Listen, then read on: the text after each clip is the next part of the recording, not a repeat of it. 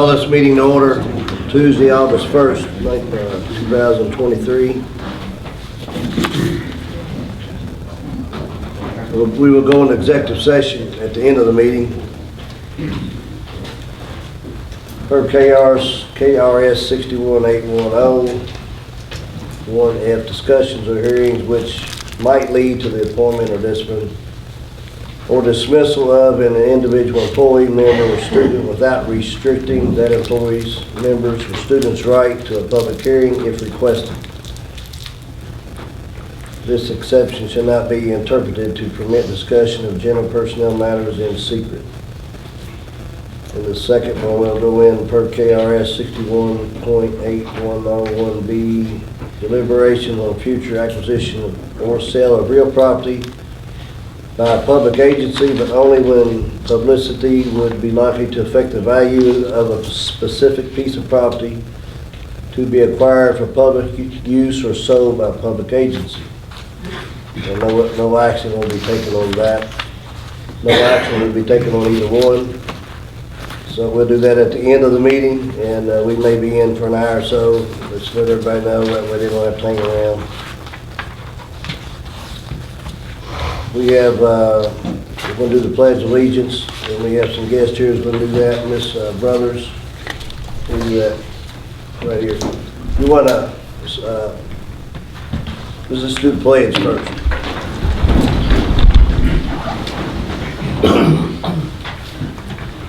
Allegiance to the flag of the United States of America and to the republic for which it stands, one nation, under God, indivisible, with liberty and justice for all.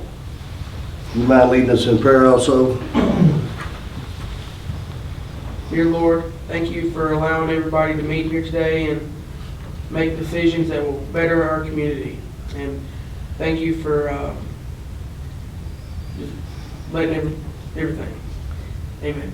Amen. Thank you.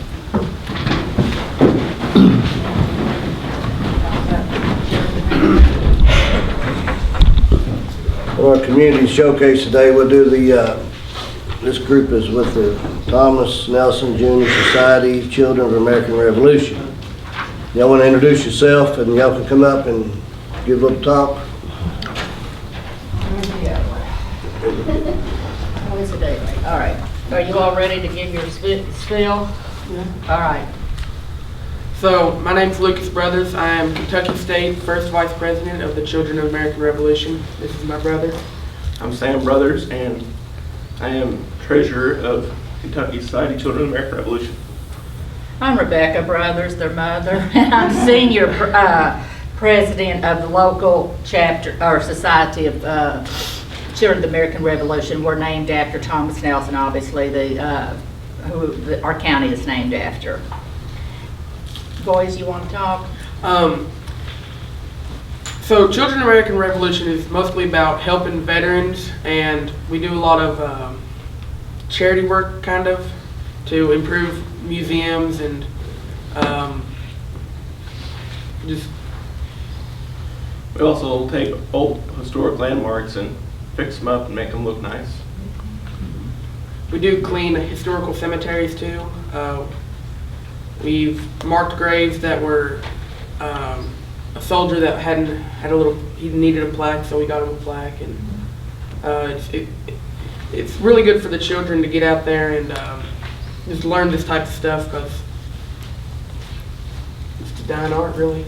It is dying. Anyway, part of you all probably know the Daughters of the American Revolution is a lineage society, and this is an offshoot of the Daughters.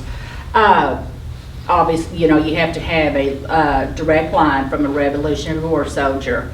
A few years ago, they compiled a book of every Revolutionary War soldier buried in Nelson County, and you'd be surprised how many are in here that's not marked.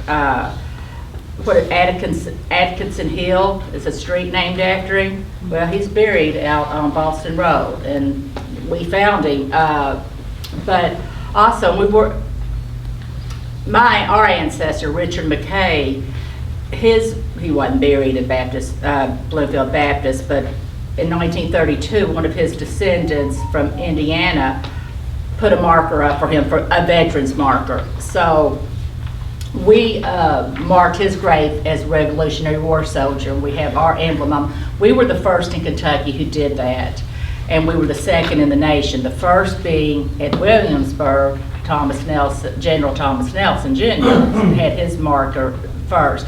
And then we've done one in St. Michael's, Gardner, who founded St. Michael's Parish, and he donated the land for it. But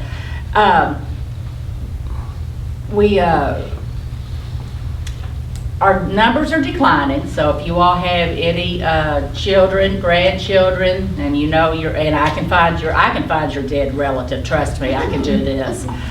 We would love it if you all would consider putting your it's a great opportunity for leadership. Public speaking, not so much at 9 o'clock in the morning, but one of our friends, she's attending Eastern, and the first thing that, when they saw that she was an officer, of a state officer of Children of the American Revolution, I mean, even, they were all impressed. Instead of saying, I did this, I am a state officer of a national organization. Looks really good on a resume. Anyway, do you want me, Judge, to go on and talk about what our project is, or do you want to take over? We're working on a EMT in the court. Just for public knowledge, we named the bridge, what is that, on Boston Road Bridge? What do they call that bridge? I don't know, there's a number on it, but, so we want to name it after Mr. Sissel, and we've already done that through the court, and they're going to have a ceremony, recognize this, and I'll just let them know August, let's see, when is this going to be? August the 12th, on a Saturday. It's unveiling of the sign to take place at Highway 62 Bridge after the dedication. So you go ahead and talk about it. That's fine. We're going to have a program August 2nd, 12th at the Old Armory there on Broadway. This man was a Battle of the Bulge survivor. There was only 3 out of his unit who survived it. And so he came home. He was a farmer, got married, had children, 8 I think. His farm, the bridge there on 62 Boston Road, overlooked his farm and the farmhouse. So a few years ago, his daughter contacted the then judge, and she was basically cut off. So she contacted a friend of ours. She was DAR, and then her daughter was CAR. I mean, her granddaughter was CAR. She's aged out now. 22 is the age that you age out. So anyway, Patsy said, this is a project for us. So this was 5 years ago. So we started doing all the paperwork. We were on the radio, we were in the paper, we were on the TV, and we never could get it passed. So when Judge Hutchins was elected, Patsy says, let's start it again. So we started it again. So thankfully, everybody agreed that we can name this bridge. Jimmy Higdon agreed. Candy Martinelli agreed, the governor passed it, so on. Long story short, August 12th at 11 o'clock, we're going to have a program about, his name was Private First Class John William Hawk Sissel. His nickname was Hawk, not sure if that was before the war, during the war, but anyway, because of his marksmanship is why he got the name of Hawk. So, we've got the bridge side, its name, we're going to unveil the sign, and we're going to have a program. We're going to have the honor guard there. So if you all want to come, it'll show you what we do. A lot of people think, I don't know what they think really. Most people don't even know what the Children of about the Children of the American Revolution. But this is the kind of stuff we do. We want to preserve our heritage, whether it's a World War II vet, a Revolutionary War vet, you know, they need recognition. They died, or he survived the battle, and of course, those of us who are descended from Revolutionary War soldiers, they survived the battle too, or we wouldn't be sitting here because they all got land grants in Nelson County. But we just want to preserve their memory. You know, they say that you're not dead until the last person stops talking about you. So that's what we do. Thank you. Well, thank you for all that, and MT helped lead that Yes, charge he did. also, and then Patsy McGee's, she's not here, is she? No, she's not here. She was a big help in doing this process, and of course, when I came on, I didn't know a lot about it. There was, not to blame anybody in the past, there was some kind of laws, they changed the statutes where you could do this. The previous administration, when you named a road, you couldn't name a bridge, and they changed some of the guidelines which allowed us to do this, so. Thank you for your time, and everybody's invited to this Yes. ceremony. And it's a nice ceremony. It's something to see. And if you ever had the opportunity to see the marking of a Revolutionary War soldier, we have the Sons of the American Revolutions come out in full uniform with musket shooters or whatever. And they do the 21 gun salute, and they have the posting of the flags. It's a ceremony to see those guys work. We have wreaths, but we don't, but anyway, the Honor Guard from Lebanon will be here on the 12th, so. Thank y'all for your time.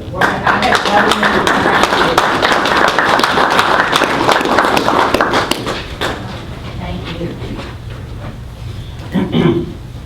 Next is it's probably not specified on the agenda. We want to recognize a few people today.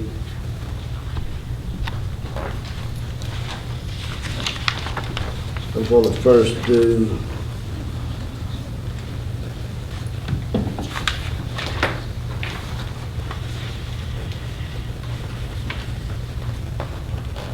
we have a Mr. Joseph Lear here today. He just got promoted to the Brigadier General of the Kentucky National Guard. We want to recognize him today from Nelson County. That's a pretty big honor. And I've got a certificate of appreciation I'm going to present to him. His brother Jeff is here as magistrate. He signed this certificate as well as I. And I think I'll have John Snow read this. John, you want to read this? You got it. Proclamation. The proclamation, you got it? I'll give you this copy. Pass it on to him, that's fine. Here, take that. Whereas on July 26, 2023, Colonel Joseph D. Lear was promoted to the rank of Brigadier General of the Kentucky Army National Guard, and whereas General Lear has proudly served his country and this Commonwealth for 37 years, and whereas General Lear is commended for his leadership and his ability to collaborate with many diverse groups of military leaders to prepare the Guard's next generation of citizen soldiers with the skills to fulfill the mission of the Kentucky Army National Guard, and whereas General Lear's command is emblematic of the saying, the true soldier fights not because he hates what is in front of him, but because he loves what is behind him. Therefore, be it resolved by the Fiscal Court of Nelson County, Brigadier General Joseph D. Lear is held in the highest esteem and regard for his selfless dedication to his country, his Commonwealth, and his hometown of Bardstown. We congratulate him on his promotion to Brigadier General of the Kentucky Army National Guard, wish him well on his future missions, and offer the thanks of a grateful nation. Thank you, John. General Lear, you want to come up here?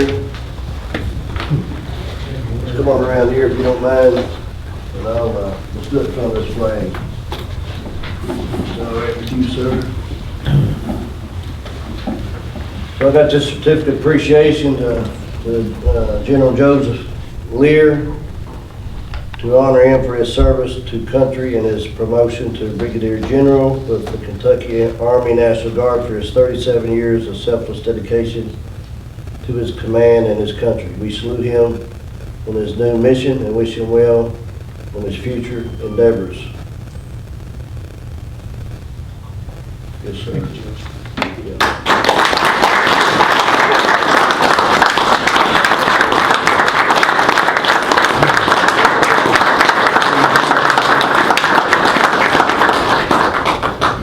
You got it, Jim?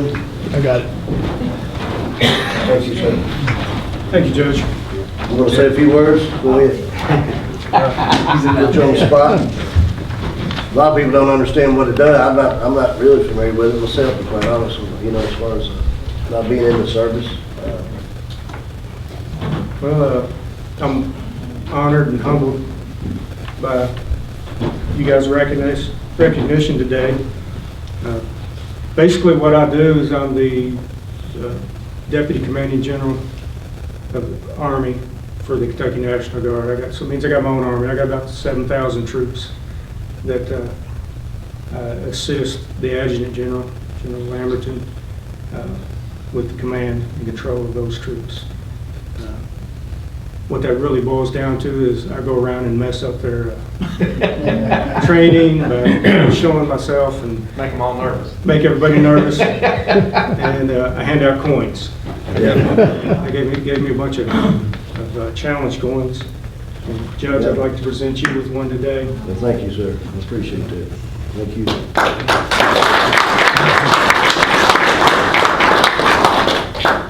That's pretty much what I do.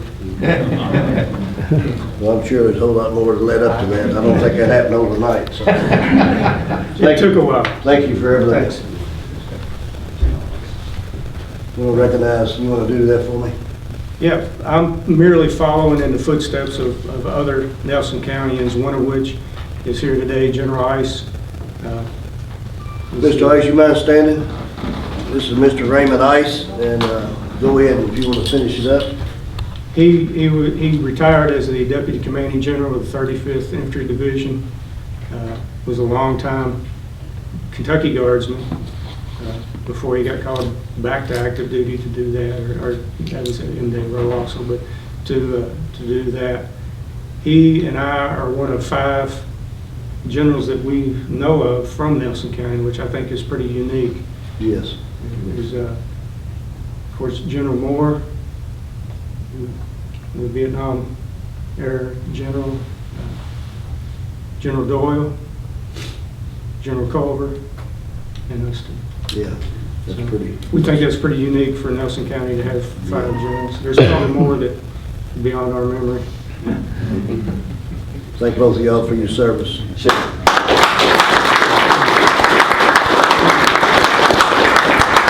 Ice, you got anything you want to say? No, I don't, thank you.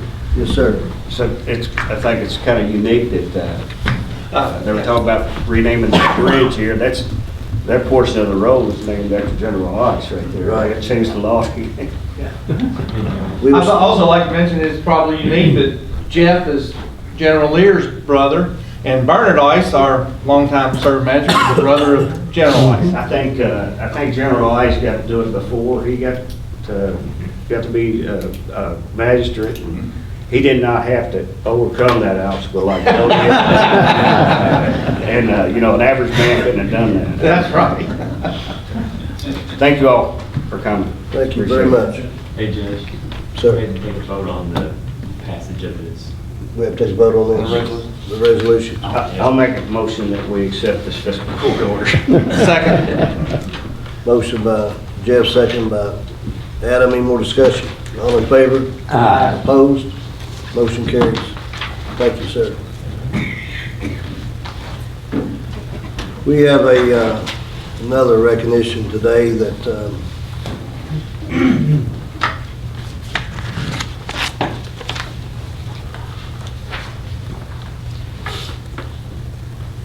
Joe and Eva Pruitt have faithfully served Nelson County and its citizens for over 45 years. And whereas Joe and Eva Pruitt founded Nelson County EMS in 1978 and continued to lead the organization after its incorporation into the county government. And whereas Joe and Eva Pruitt fostered an atmosphere of family with the service, a dedication to service above self, and above all, compassion to those in need. And whereas over the years, Joe and Eva Pruitt mentored many employees at Nelson County EMS who now serve in numerous leadership roles in emergency services throughout the Commonwealth. And whereas Joe and Eva Pruitt have announced after decades of loyal service to this county their intentions to retire in 2023. So therefore be it resolved, effective August 1st, 23. Nelson County Fiscal Court does hereby name EMS Headquarters Station 1, that's at Joe and Eva Pruitt EMS building, and directs the Nelson County Road Department to install the appropriate signage there too. Joe and Eva, thank you for your service and dedication to the community, and I know y'all gonna be around a while. If anybody's got any needs, I'm sure you'll be there. So this is something we feel like we needed to do. Y'all been dedicated to this basically most of your life, a lot more of your life than not. So I need a motion for this. I'll make a motion to accept the resolution. You want to change it? I'll second it. A motion from John, second by Keith. Any more discussion? All in favor? Aye. Opposed? Motion carries. Joe and Eva, y'all want to stand up?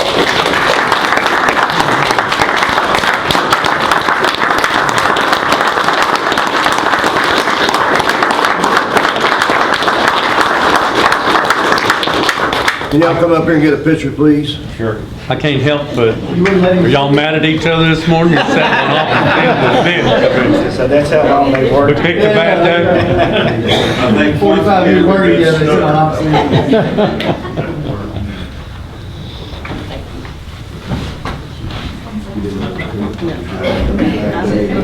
You don't trust me. All right, I'm gonna present this to you, see if we can take a picture. And everybody good? Mm-hmm. All right, thank y'all for everything. Y'all need to say a few words or anything? Hell no. Don't get paid to talk anymore. Number 10. Joe, I'll let you hang the sign.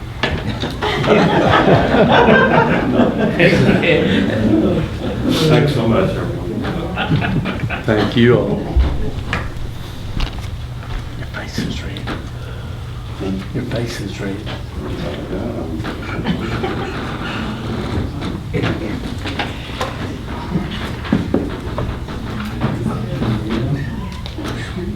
All right, let's go on to approval of minutes, July 10th special meeting we had. Everybody had time to gander over that. I didn't see anything out of the ordinary. I'll make the motion. I'll second. Motion by Keith, second by Jeff, in order to pass the minutes. All in favor, say aye. Aye. Opposed? Motion carries.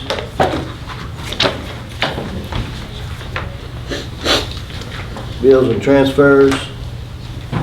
Next, Rhonda added, I think, another little piece there. But we haven't met for, like I say, we only have one meeting in July, so there's on your. Right, so because we only met the one time in July, I did have some bills that I paid at the end of the month just to get those taken care of on a timely basis. So you have those paid bills and then the additional, the regular bills for today's meeting plus additional. You'll get the additional list, everybody? Yes. I did. Anybody got any questions or anything for Rhonda? One minor thing on the bills, I know it's like workers' comp. Yeah. And again, is it like some of the garbage bags, stuff, you divide that out afterwards? Right, I allocate that per department. Per based on department. the workers' comp codes. and But man, 300, we total got, premium. it's like $360,000 a year for workers' comp. Correct. I don't know how many employees we got total that covers. 100. Probably 190 at least. 200. You know how the insurance is, they kind of get you pretty good. I'll tell you Yeah. what, that's- Huh? Pretty salty lick.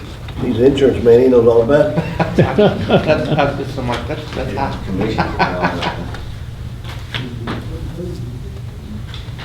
I'll make the motion to pay the bills as presented. Second. Transfers, We have transfers. let's see. Just No transfers. Well, okay, I'll scratch it out on here. All right, motion to pay the bills by Jeff, second by Adam. Any more discussion? All in favor? Aye. Opposed? Motion carries. Public comment, I had Mr. Frank Thompson. You will come up, sir? Yes, sir. Only have one on here. I know you're long-winded, you only get 2 minutes today. I'm a man of few words. Yes, sir. As retired command master chief, they won't only let me have a few words. Back before the election, the mayor, the county judge, candidate at that time approached me about a program we'd had some years ago with PTSD. We've got that up and running now. I have some cards I'll lay over here on the counter. Every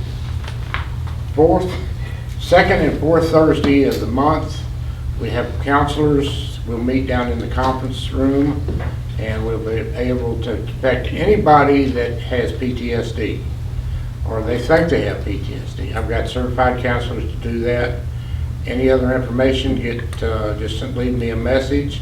If you call me, my phone number's around, but if you call me, it will go straight to voicemail if you're not in my phone book. I get so many people calling me.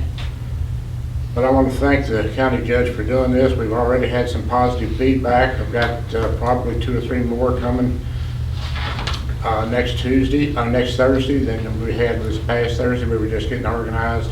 And I want to say that I want to thank the county judge and the people in the county for this opportunity. That's my 2 minutes. Thank you, sir. They can call the office, and I'll direct them to you anytime anybody loses the number or what have you. Frank, we may have to move that meeting, make sure it's downstairs. We just got to make sure it's available, which it should be. If not, they can come up here. Yeah, we've talked about that. Yeah, one of the 2 places, so thank you, sir. John, I didn't get back with you on this net recovery, but the gentleman, we talked about this, you were here before, I was. probably about 6, 8 weeks ago, That's about right, yeah. and they had a little testimony about what they do, and he wanted to come in and follow up, because my recommendation to them was I'd rather have more information at the time, and you want to come in, go in and talk about it a little bit, sir? Yeah, absolutely. I appreciate you all giving me the opportunity to come back and follow up. I know this is an incredibly serious issue, and it's getting around to that time where decisions are getting made. What's your name again? Oh, sir? Ryan Underwood. Ryan? Yes, sir. Again, I've gone over what our goal is and kind of where we've been. You've heard our story. To give you an update on where we are, we've made a lot of progress in the last few weeks since I was here last. We're expecting an official letter from the FDA as soon as today that'll let us release the data and information from that double-blind study that we had mentioned before. So we'll be able to put out numbers. I can get that to you. As soon as I have it in my hand, I can get it to Judge Hutchinson and the rest of you all. So we will have more data that you all can look at. I believe in an email from the judge, you all kind of kicked around the idea of waiting, which I completely understand. Well, that's what I suggested to them. Well, they may have different opinions. Sure. That's just what my suggestion was, to wait till we kind of get more data, and that's why we're here today. Yep. And again, and I'm sorry I don't have that. It's kind of one of those things we all know how the federal government works at a glacial pace, especially the FDA. But again, I should have that. I'm hoping today or tomorrow. And we'll have a lot of information and data that you all can look over there. It is substantial. Our goal right now is to get patients in from our partnering counties towards the end of October is where we are.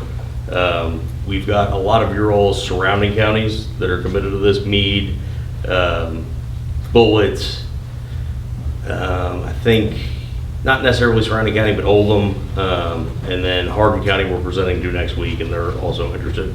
One of the things we've looked at is, and we're having a lot of success with it, is kind of regionalizing where we're doing this and getting counties grouped together instead of just randomly having counties from all over the state.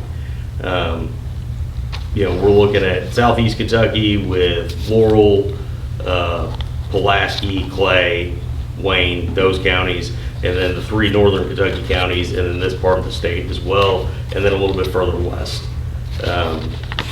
Again, it would be great to have you all as part of this, because it gives everybody the opportunity to regionally kind of compare the data and see where they're at, as we are able to present our findings with the metrics that we're measuring. But again, I apologize for not having that letter from the FDA. We were expecting it yesterday. We should have it today, and again, I can get that to you. But any questions you all have, that you all thought over that you have for me today? Ryan, remind us of the ask on The ask is $60,000 out of the settlement funds over the course of 3 years. It will be $36,000 in the first fiscal year, and then an additional $12,000 for the following 2 years. So it's a 3-year study. 3 years and 60,000 total. Yes, sir. And you're asking that per county, you're asking it per population? It's based on, so we've gone through each county. It's based on the settlement funds you all have coming in, Right. And population. So you got a Yeah. formula, you losing that, now what about the cities inside the counties? So cities are getting some settlement funds, but it's not near as much as the counties. We've got some folks that have talked to their cities about partnering up as far as allotment. I don't know what the status is on that with some of them, but the cities are getting something, but it is substantially less than what any county is getting. Our biggest ask is obviously going to be Louisville Metro government, just because they're getting right now, and it'll actually increase. I think they're getting $34 million over the course of 18 years. They've already allotted 7 of it, but that's a huge long-term project. And then Fayette, Lexington is also a larger ask. But some of the smaller, more rural counties really don't exceed, $50,000, $60,000, $70,000. I think Bullitt is in. Actually, I know this. Bullitt's in for 50. The ask in Hardin is 100,000, and I believe Meade is also in for 50,000. How many people you got signed up for this already, Ryan? So committed, I believe we have. I was just talking to our CEO yesterday. I think we've got 8 counties fully committed with signed agreements right now. Are you trying to go after all 120 counties? No, we've been pretty strategic. Again, we're operating regionally. We want to get data out of Eastern Kentucky, Northern Kentucky, Louisville Metro, and then south of Louisville, and then a little bit further west. We're going after some small counties, Butler being one of them, which is a small population, but we feel that because it's so close to Muhlenberg County and its surrounding area, we've only asked Butler County for 25,000 because it's... Why'd you go after them smaller counties? It's because we want to be able to look, again, we're measuring an incredible amount of metrics here. We want to see how this works, not just the efficacy of the treatment, but the post-treatment behavior and wraparound services in different areas. So, you might have certain things that come back that you send people back to Louisville, and, post-treatment, they're not looking at the same success as far as housing, education, employment, whereas you send somebody back to, Western Kentucky or Southeastern Kentucky, and they end up doing better. So we want to be able to measure. After the treatment. Yeah. So that's the biggest part of the study is the post-treatment, behavior, so that we can kind of help create a roadmap and then see how this compares to the treatments that exist currently that we're all aware of. Well, we appreciate your time. Anybody got anything else? Any good questions for? Ryan, I know we talked about this before, but you mentioned it being regionalized, but there will be people from Nelson County in the state. Oh, yeah, absolutely. That's part of the commitment from Nelson is at $60,000 you all would have a minimum of 18 people that you all can put in here. We're very negotiable on that. If you all come up with more people, we can definitely make that work.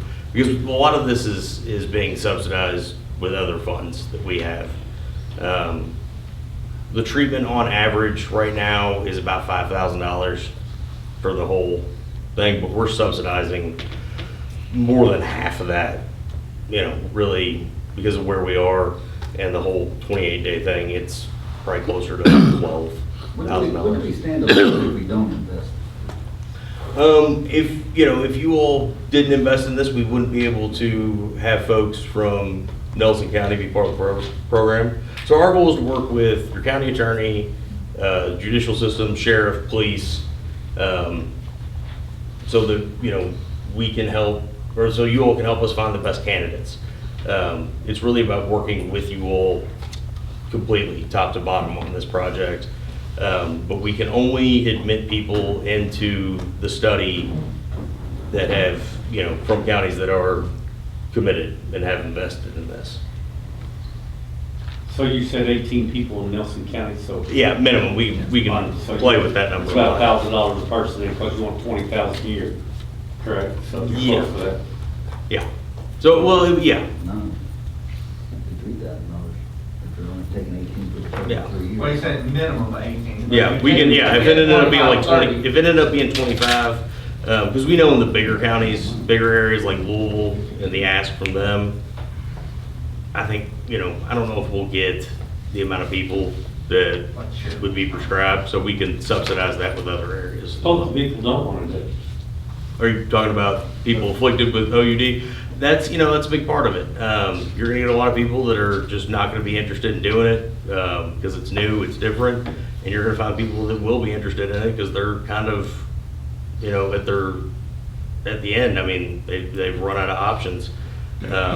The unfortunate reality, and I've said this a lot, is we have no shortage of folks with opioid use disorder and substance use disorder in this state.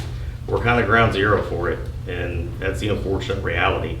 I don't think finding 18 people anywhere No, I don't think is it's going to be difficult. Sir, the sheriff's got questions for you. Yes, sir. Could you explain to me why Bullitt County is at $50,000 when they're a larger county than us?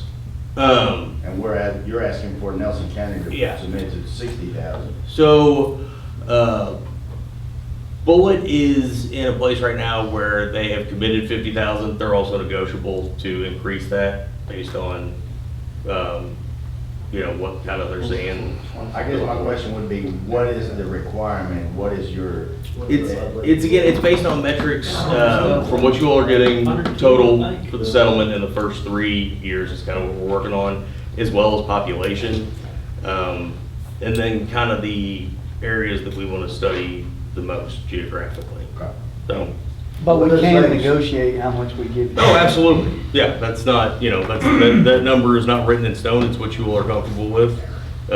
When did this program actually start? So again, we will start admitting patients towards the end of October. So Q3 of this year, we'll start getting. I'm talking about when did it actually start? When did we start researching in Kentucky? Initially, when they did all this research. We started 10 years ago is when they first got to Kentucky. Treated over 600 patients here so far. Okay. And the most recent study was a 100-patient double-blinded study in conjunction with Wayne State University.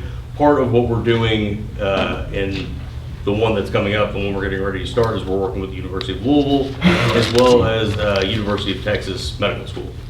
So we've got a couple of major universities with top-tier medical schools that we're going to be working with to examine this data, vet patients, make sure that everything's coming together. And then we'll be sending the statistics and information we get to KY Stats to help compile that data so that we will have the best information possible. Did you say it was a 28-day program? It is. So we work with Isaiah House over in Washington County. They've got 8 facilities statewide. They're getting ready to open one like in a week or two in Louisville. It's a 92-bed facility. But just 28 days? But it's a 28-day thing. The treatment lasts for between 3 to 7 days. Our treatment does. And then the reason we want to keep folks there is, addiction is more than just physical. It's a mental health. I say 28 days, my return rate at the jail is about 80%. Yeah. So like 6 months to a year. What we have seen so far is what this treatment does is it does away with the physical cravings and withdrawal symptoms. So people are coming out a lot healthier than what they started. I agree. Yeah. One of the things that we want to study, though, a big part of this is criminal recidivism. So So we want to see how our treatment works after that 28 days, getting people back into the wraparound services and seeing what that number looks like. Because we understand that people, you know, come out of treatment and the next thing you know, they're back in your all's jails. Yeah, we just had better luck with 6 months to a year program. I'm not saying 28 days. Yeah. Well, and that's, you know, and that's one of those things too, that Isaiah House is very amenable to that. We've had people go in there for, up to a year. It's what they want, what they're comfortable with. But our standard protocol right now is, 3 to 7 days on the device, and then the rest of it is 28 days. But again, we want to work with the local wraparound services in each county, whether that's faith-based services or, services provided by the county to help, find these folks employment, housing, get them back on the right track. So. Thank you, sir. We'll follow up. All right, thank you very much. Thank you, Ryan. Treasurer's report. Anybody got anything for Rhonda? Rhonda, I don't have anything you want to talk about? Still working on closing out the year end. I'll have those figures, the numbers for the end of fiscal year 23 at the next meeting. No questions for Rhonda?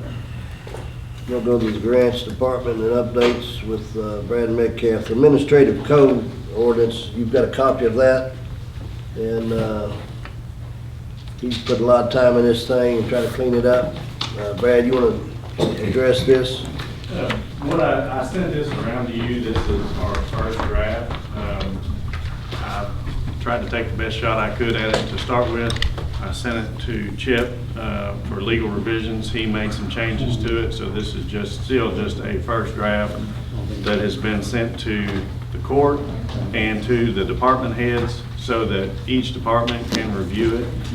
I think we got it in the email. We didn't get a physical copy of it, did we? No, it was In the email. it was 50 Yeah, some yeah, it was pages. in the email. If anybody needs an actual copy, I can give you a copy of it. We'll get you a hard copy. We'll go through it. So it's still in rough form right now, so I wanted to send it out to all the department heads so that they can look at it, especially the parts that are referencing to them.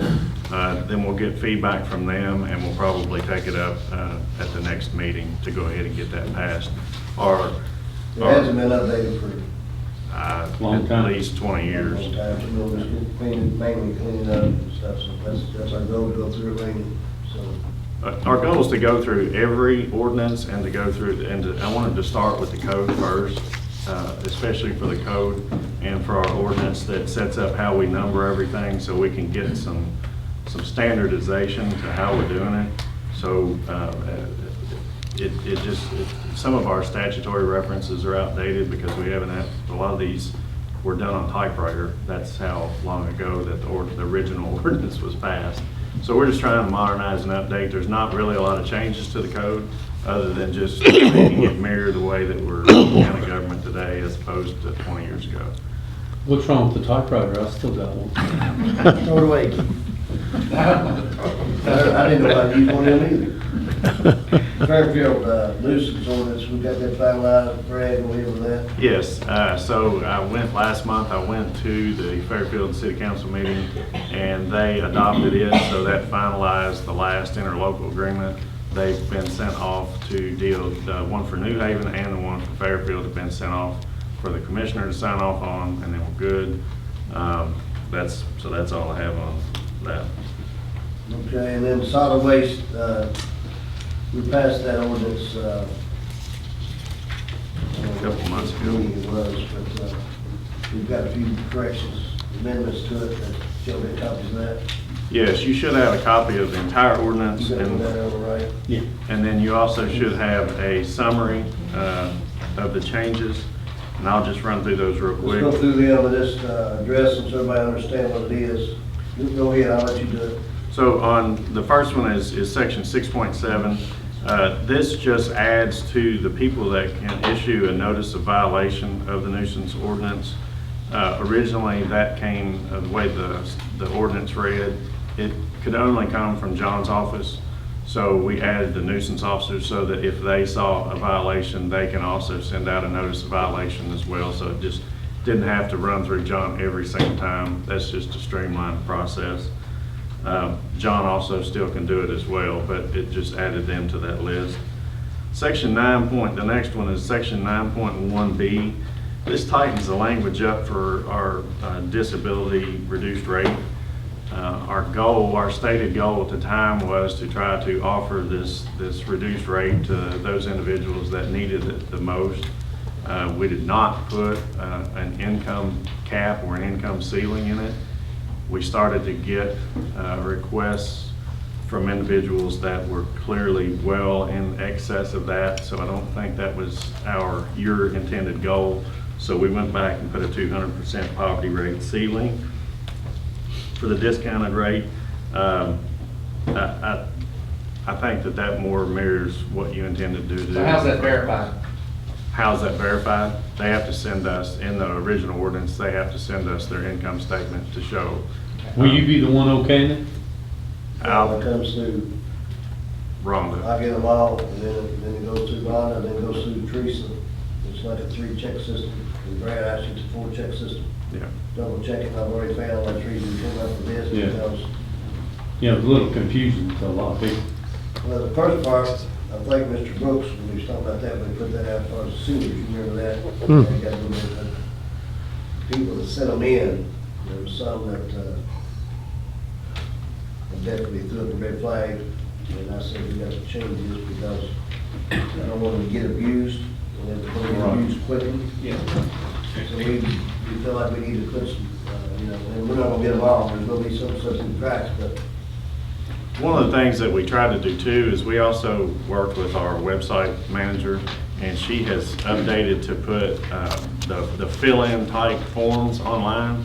So that way someone, if that they don't have to actually come in or mail it in, they can fill out everything online, and they can submit their eligibility information as well and submit all that to us, and it comes in one package.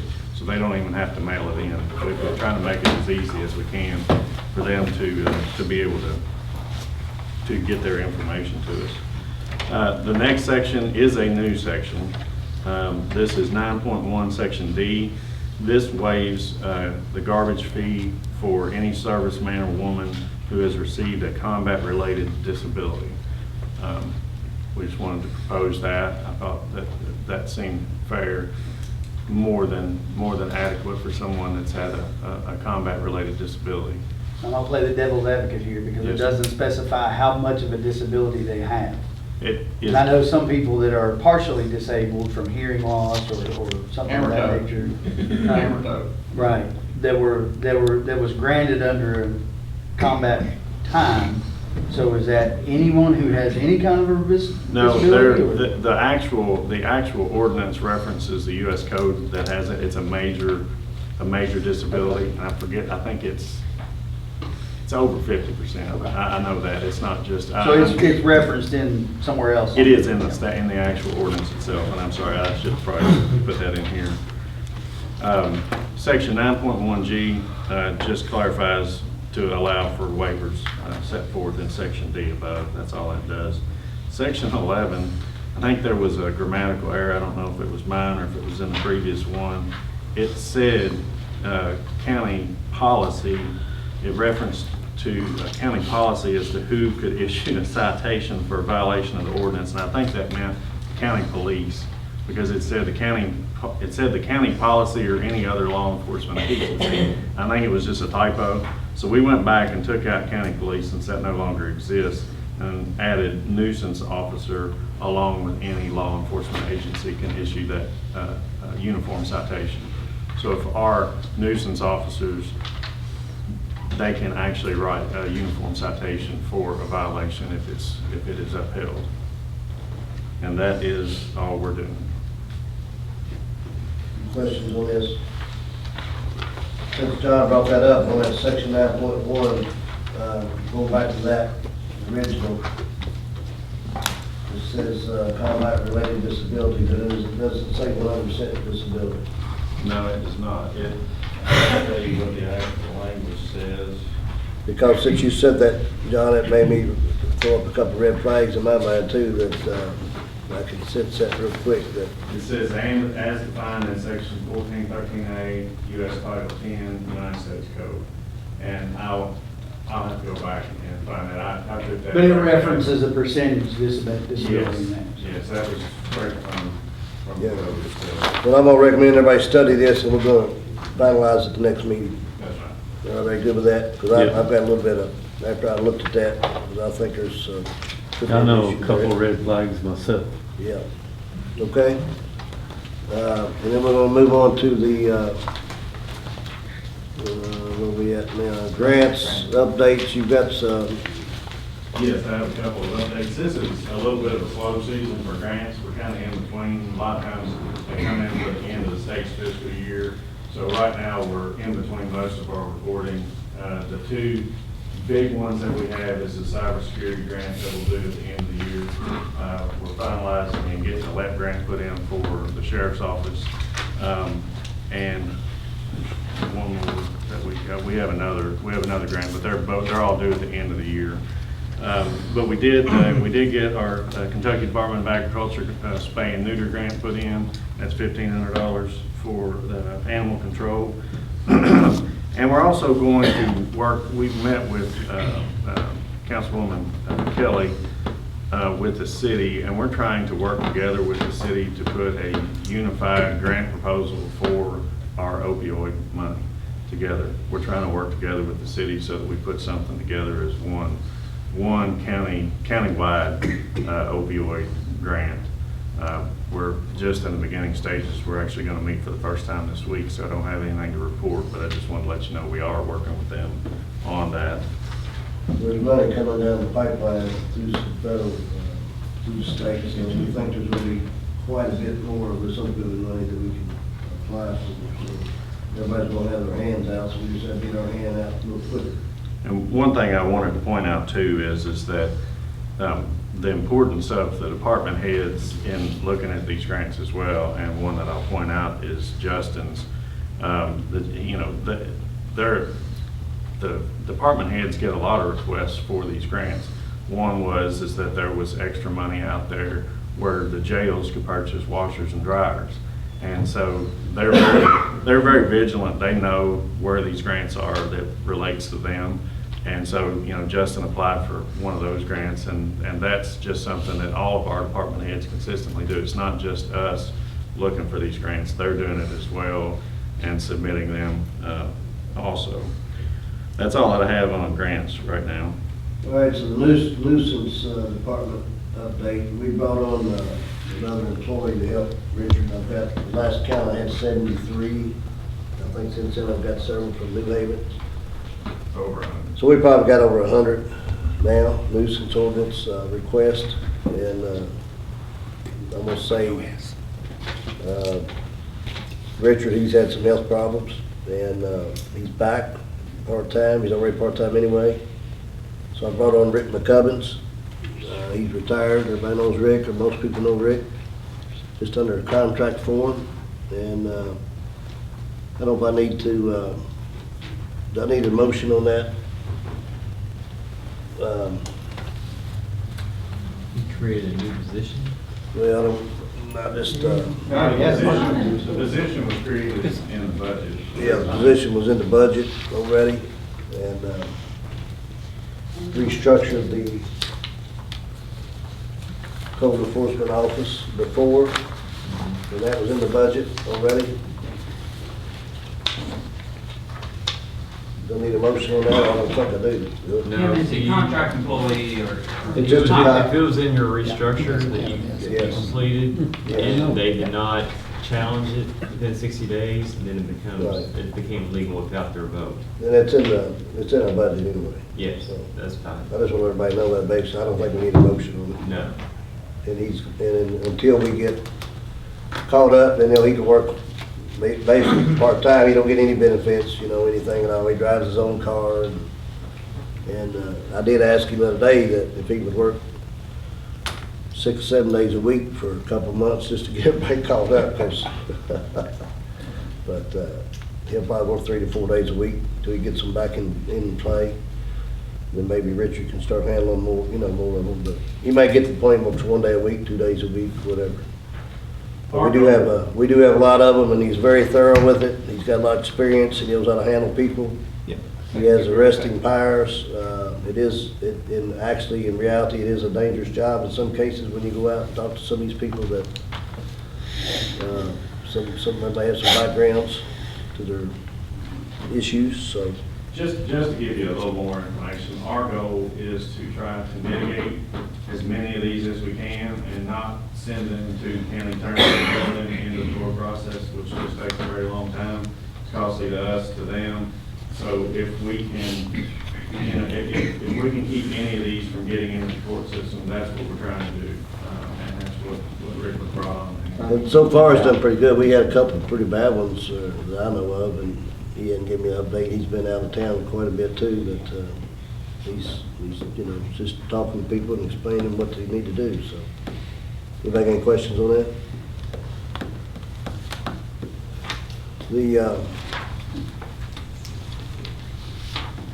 We've already had, I'm not gonna bring it up yet. Let's go to the fleet management list. We gave you kind of an update.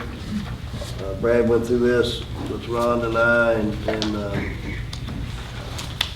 it basically gives us a kind of a vision about what we are doing and what we need to do in the future, because I don't understand why, but it seems like it's gotten worse as far as getting vehicles in a timely fashion if you do need them. You thought it would be getting better after the COVID thing, but it seems to be getting worse. So Brad went through this. We went to Joey because we've got some problems with some ambulances. Raymond had a couple we had to replace, and then everybody got this copy. The last one, you gave me about 4 or 5 of these. Let me see which ones are accurate. While he's looking at that, what is OLF? Occupational license fund. So, let's start at the top, Brad. I'll let you go through it. all right, so just to give you some historical information, we had budgeted in the last budget for a remounted ambulance that we had sent down to Tennessee. It's been down there for roughly, Joe, 19 months now, somewhere in that range. We just did finally find out that they're beginning to work on it. So we had budgeted $75,000 for that. In our contract, it did state that that was our firm final number. So even though we're probably going to skip 2 model years, we're getting it for the same price as what they bid it to us for. That's the way the contractor is. So we're going to make them stick to that. And the actual cost is $72,300. We had $75,000 budgeted. Hopefully it'll be ready in about a month and a half for the build out if nothing goes wrong. The second, your number 2 right there, after a very exhaustive search all over this entire country, and I literally mean this entire country, ambulances are in such short supply, you can't find them anywhere.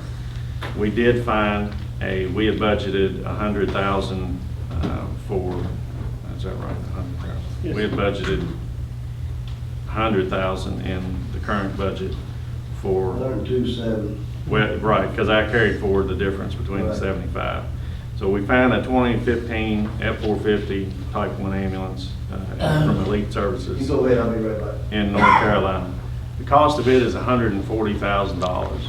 This unit had 83,000 miles on it, and it had an unexpected engine failure. So they pulled the entire engine out. They put a brand new crate engine in that has a 1-year warranty on it. So it has no miles. It has it has a 100,000 mile warranty on it. Ambulances in this range are well in excess of that. We negotiated this right down to 140,000. So what we would like to do is we would take the original 102.7, but we do need approval to reallocate $37,300 from the occupational carryover fund, and I put in there what the balance is, how much we would be asking to transfer, and what the balance would be left. It would be $427,800. Is that a gas or a diesel? Diesel, 6.7. 6.7, sorry. So that would be our. The motor went out of it with 77,000 miles? It did. It could have been they ran out of coolant, it could have been they ran out of Or we have no idea. Our 2015 did basically the same thing. We bought new, we had right at 90,000 and dropped them. Most of those was probably radiator fluid from something, a leaking hose, and it blew the engine. Got hot. Yeah. What you guys gotta understand is ambulances are ran 24/7. Yeah. The next squad comes in, they're using the same ambulance. It's Yeah. not like a police car that goes home and rests while they're off duty. That ambulance is go, go, go, go, go. And a brand new one like this one is probably closer to 300,000. A new ambulance is A 300. brand new ambulance, if you could wait that long, which is gonna be So with probably. this, that'll be two fairly new ambulances coming into the system, correct? Yes, sir. That should put us in good shape to get through this year and get through part of next year and get into the next budget cycle. So that put us from the 5 to the 7 functional, or where will we be? Will be 7. 9? Put us Yeah. from 7 to Go 9. back to 8 running vehicles. I don't mean to tell the new director. Yeah, yeah. We always have had 8 rotating vehicles and a backup truck for pulling on when one of them has a problem. And the reason for this is because in next year, we're budgeting ahead for another full remount. So we're gonna need an ambulance to pull the oldest one out to send to do a remount on for next year. So that way, we'll try to retain our 8 at that point so that we can keep 8 on the road. Is 8 enough, or are we looking to expand that? I defer to the director. We've had 10, as many as 10, because we didn't surplus one, and that may be something that Michael and Brad look at. When we get to that point, we may want to hold one of the ones that might have been surplus, just as a additional one. We've done that before. So the ask here is, and we do need approval from the court to give us the balance, which is 37.3. I would make that motion. Now, second. We at the top still, Yes, sir. motion by Adam, second by Jeff.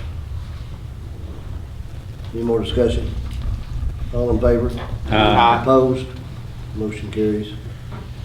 Number 3 is we are going to ask for an approval if this is a just in case, so we don't get held up. We thought that Squad 36 had a blown engine. They had some issues on the way back from a run from Louisville. However, since then, we put a couple new batteries in it, and we found a broken coolant hose, and we think that it essentially pumped all the coolant out coming back into Bardstown, and it has a low coolant protection system in it, and we think it may have just shut itself down.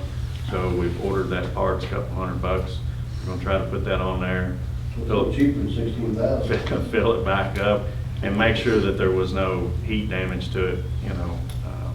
Joey actually went out on Sunday now, not really supposed to work on Sunday. He took that part out, and, have you got it back yet? You ordered it? The part being Just there today. Okay. But on the offhand, if there is engine damage and we have to replace that engine, we'd like to ask for approval to replace the engine. We're not going to unless it's an absolute necessity. But the ask there would be 16,000. That would be out of our existing budget for repairs. We've got that in the budget if we need it, and I just need a motion to do it if we need it. If we don't need it, we'll do what we have to do. I'll make that motion that we approve the 16,000. Motion from John, Second. second by Adam. Any more discussion? All in favor? Aye. Opposed? Motion carries. Now this, no, we'll get into that, but Joey or Michael. On number 4 is just for your information. We have a head gasket that's leaking on Squad 31. It seems crazy to say that replacing a head gasket is going to cost $6,000 to $8,000, but if you've ever seen the engine compartment in one of these guys, there's no room. They have to actually unbolt and lift the entire cab off to even get to the engine. So that's going to be about a $6,000 to $8,000 cost. We expect that to take care of Squad 31 for right now. That'll come from existing budget funds. How many miles is on that Squad 31? 250, 260 something, I mean, it's over 250. One thing, and that's a good question, I'm glad you asked that. I'm asking all the departments to give me a unified list of every vehicle we have so that we can kind of keep up to date with the age of our fleet and how many miles we have on them. I think it would actually surprise you. We've got, I know at least one ambulance has got over 300,000 miles on it. We've got trucks, our sheriff's cars are getting in the same boat. A lot of these are getting well up in the high hundreds and into 200s. And our maintenance budget is just getting eaten up by a lot of this. So we're gonna have to take a hard look at My goal is that. to get them, my truck's got 200, and I'd like to get 300. Well, you don't routinely drive your truck in code 3 either, I hope. I'm in a hurry most of the time. Doesn't mean you're driving code 3. So number 5, we have 2 Explorers for the sheriff's office to replace. You'll see what we got for the insurance for the 2 of those. We picked up a new Tahoe from Bachman to replace those 2, but we will need a little bit more to cover the difference there. Then also we had, because of, again, these supply chain issues, we had 2 Tahoes that we had ordered for last year's budget that didn't come in until this year. So we need to pay for those as well. They've been received, they've been equipped, and they are ready. The new one, I think we just picked it up yesterday, and it's been sent to Lawrenceburg to get everything put in, all the equipment put in, and get started and sent back. Brad, you got fiscal year 23 on here, which is, That's what Rhonda made me put on is that why it run it? Because I know it rolls over, it. It does. We just call it the last year. but I think it ought to say 22, but I'm fine with it. But The actual for you guys would be 22, 23. Yeah, 22, 23, because they approved it last year. Correct, and we did move that forward. We moved that money forward into this year's budget. It's in the reserve. So out of that, all included everything, we do need approval for $165,559 to be reallocated from the general fund carryover. And I put in there the balances on that as well. That'll be balance in the general fund carryover at $379,440. Like I said, this is not new money, it's just reallocating it to the next budget. Well, some of it is. Part of the new We had money made a is on difference on the Tahoe, right? those top 2 that got Yeah. destroyed. I guess About you'd say. 40,000-ish, that is new. 42. How's that? I seen on the bills list, Raymond, it cost $16,000 to equip one of them. Correct. 16 grand. Used to buy a whole car for that. I don't know where. Not that long ago. Yeah, it's crazy. I need a motion. Y'all in favor of this? I'd like to get this pushed forward, get done. I'll make the motion that we spend the 165,559 for the 3 Tahoes. Motion by John. I'll second. Second by Jeff. Any more discussion? All in favor? Aye. Opposed? Motion carries. Jeanette, you got all that? Yes, sir. Let's go on to the back page just for information purposes so we can start planning. If y'all read all that, again, like we said earlier, getting vehicles and because John and Brad and Joe and Raymond, everybody knows it, and we're just trying to get us a plan together. I told Brad, I talked to Brad too about this, is the main thing, we're not committed. If something was to happen, we didn't have the money, we're not committed to this, but we just want to make sure we get in line, basically, and this is kind of their vision about what they're gonna need in the next year or so, in the next year's budget, so.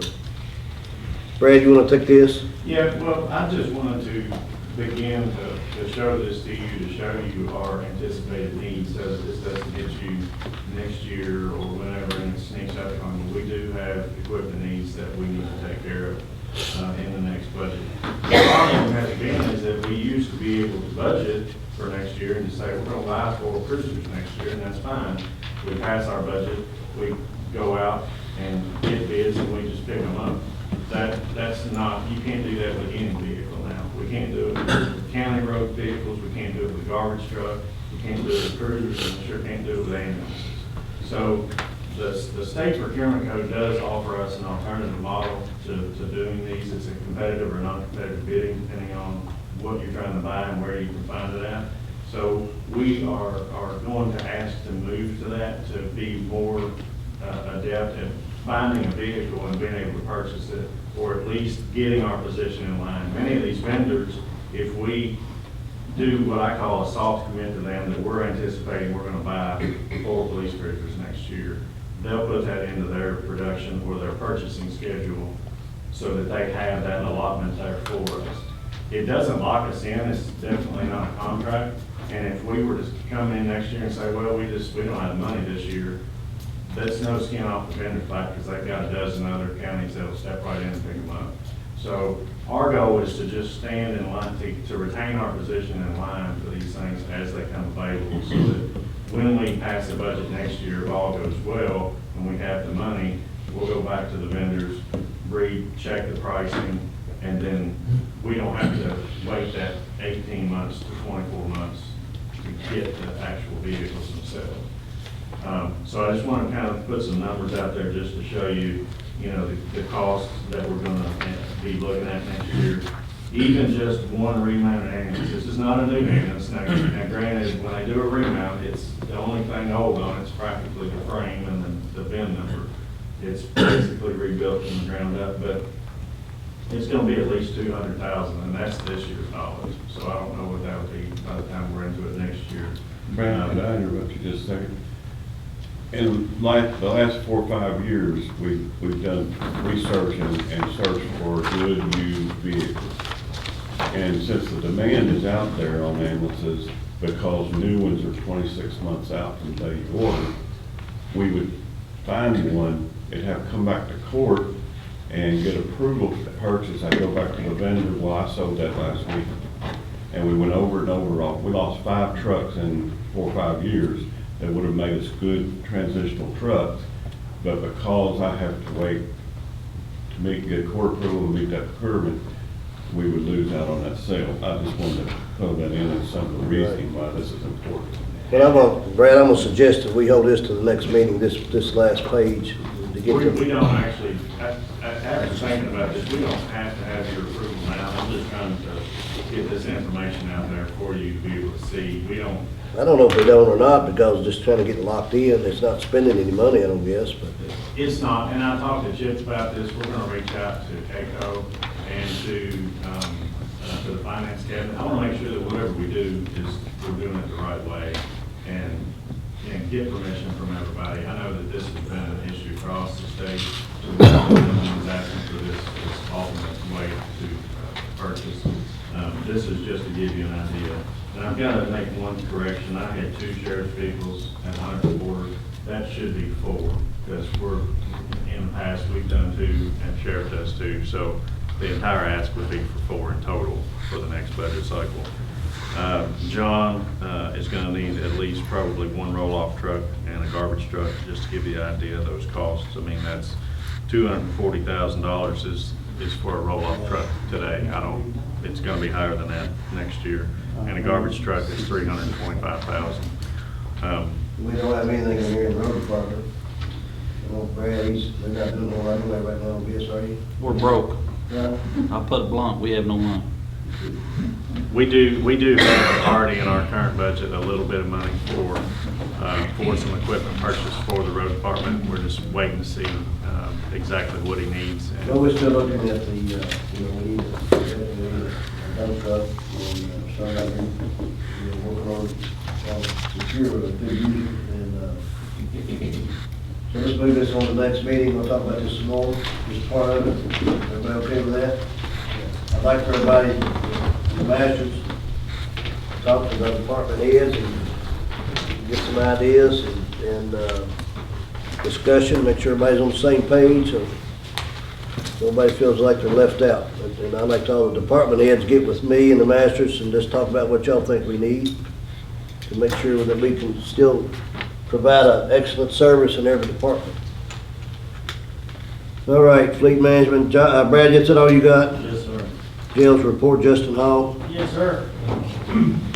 Tried to get Joe Pruitt to do this one, but he refused, so I guess I'll do 3 of them. Currently in-house, it's summer, got 142 total. 48 of those are state, 94 is county inmates. You'll notice that's up about 14 people. Revenue generated by the state's $1,696.32. Circuit Court, we got 61 currently waiting adjudication on their cases, 22 in District Court. Our recidivism is 75%. Average length of stay right now is 90 days, felony stay 117 days, and misdemeanor 54 days. We're overpopulated right now by 39.22% as a whole. Males are 24.47% overpopulation, and females are at 212.5% overpopulated currently. Inmate work program, since we started, we're at 7,856 hours worked. At $20 an hour, it's $157,000, and at $15 an hour, it's $117,000 worth of labor savings. Body scanner, majority of all deputies are trained. We've already recovered fentanyl from a inmate already. That's going to be handled, that case is going to be handled by federal courts. Staff training, we've doubled what we've done in previous years. I'm shooting for triple by the end of this year, trying to get their training up. It's still nowhere close to where it needs to be at all. Biometric sensors that we're talking about where somebody had to overdose or did attempted suicide, they're actually down there working on them right now, trying to get those calibrated. The grant that you all saw on the budget report for the video arraignment center, the state picked us as the first jail to get the video arraignment equipment. I was told it was because of my IT background, so I could get all the bugs out of it for the rest of the state. So we will have, we'll be the first in the state to go live with this new video arraignment equipment. And also, like Brad was saying, they had a washer and dryer grant. I applied for 2 for both. Even though our room has 1, I applied for 2 of them. They said we could apply for, you know, whatever we needed. So I'm gonna apply for 2 washers and 2 dryers. So we should be getting that as well. Who does the washing and drying? Inmates. Huh? Inmates. How many do you have in there? You talking about Washers and dryers? just 1. You just got 1? I just got 1, and 1 washer and 1 dryer. You got 140. I'm assuming it's an industrial washer or not?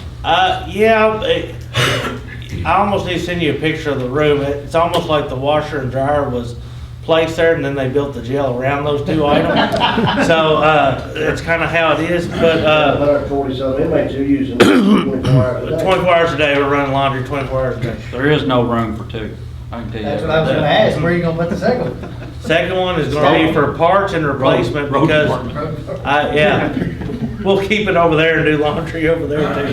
He's holding half my stuff anyway that I ordered from last year, but And there's nothing wrong with that.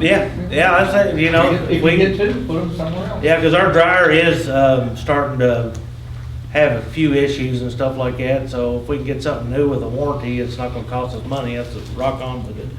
So that's all I got, gentlemen. Justin, one question, that 140, you're at 139.2%. 140, how many inmates you said you had? 142. 142. Yeah, and since you've taken office, you've been running way up there every time. Yeah, it's, we've been over, our last year's average was 116, and that's of course what I based all of our contract revisions on.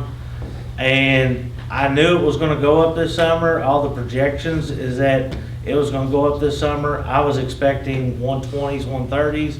We'll probably be in the next couple of months, we'll be 150s, 160s the way it's going. It's been a big influx in methamphetamine arrests. Yeah, and the state, if you look at the state numbers, they're saying the same thing, and I guess it's because, I think several reasons, we came out of the COVID thing. Right. And then, of course, like I said, the drug side of it,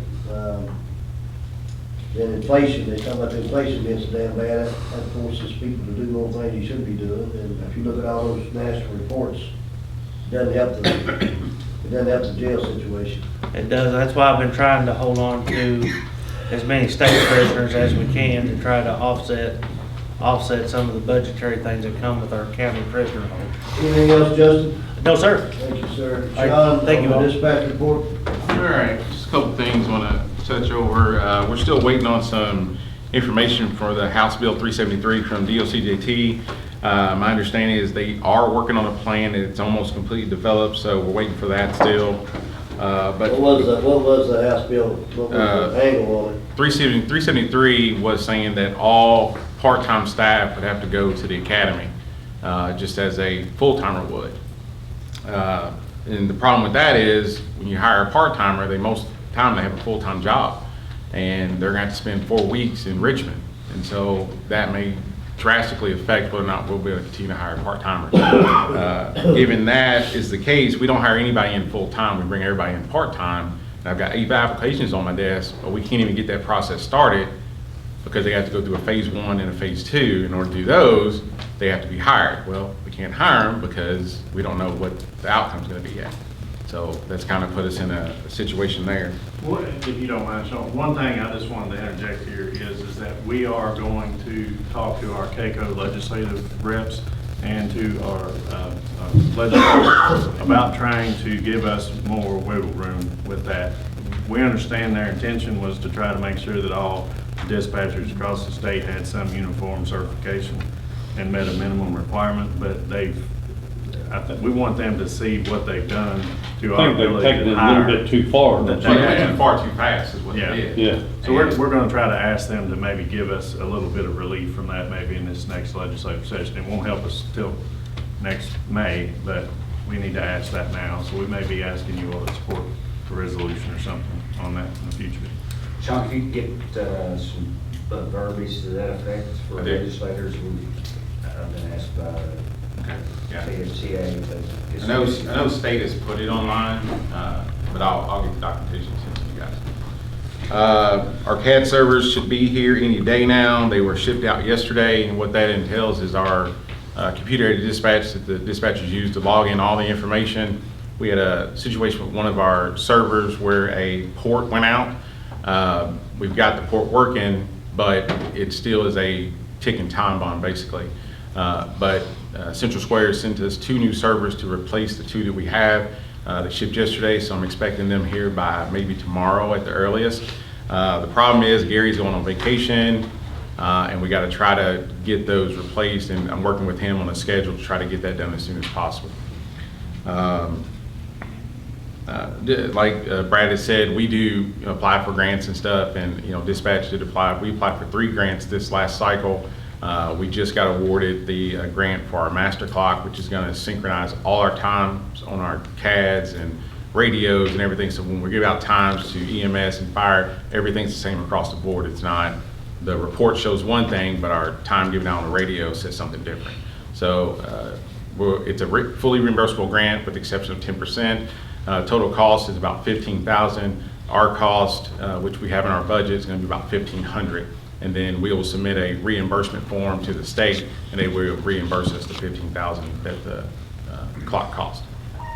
And then the other 2 that we applied for was cybersecurity, but it looks like we're moving forward with that as far as the county goes. So either Brad was going to get it or I was going to get it, and since we got denied, it's good that we're working on that, because with our agency, we have to be fully compliant with cybersecurity, and right now we really don't have anything in place that's as solid as it should be.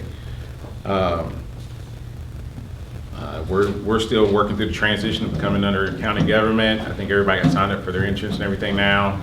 And like I said, everything's running pretty good right now. So that's my report. You any questions for Sean? Sean, is that hard drive still? Well, we got it.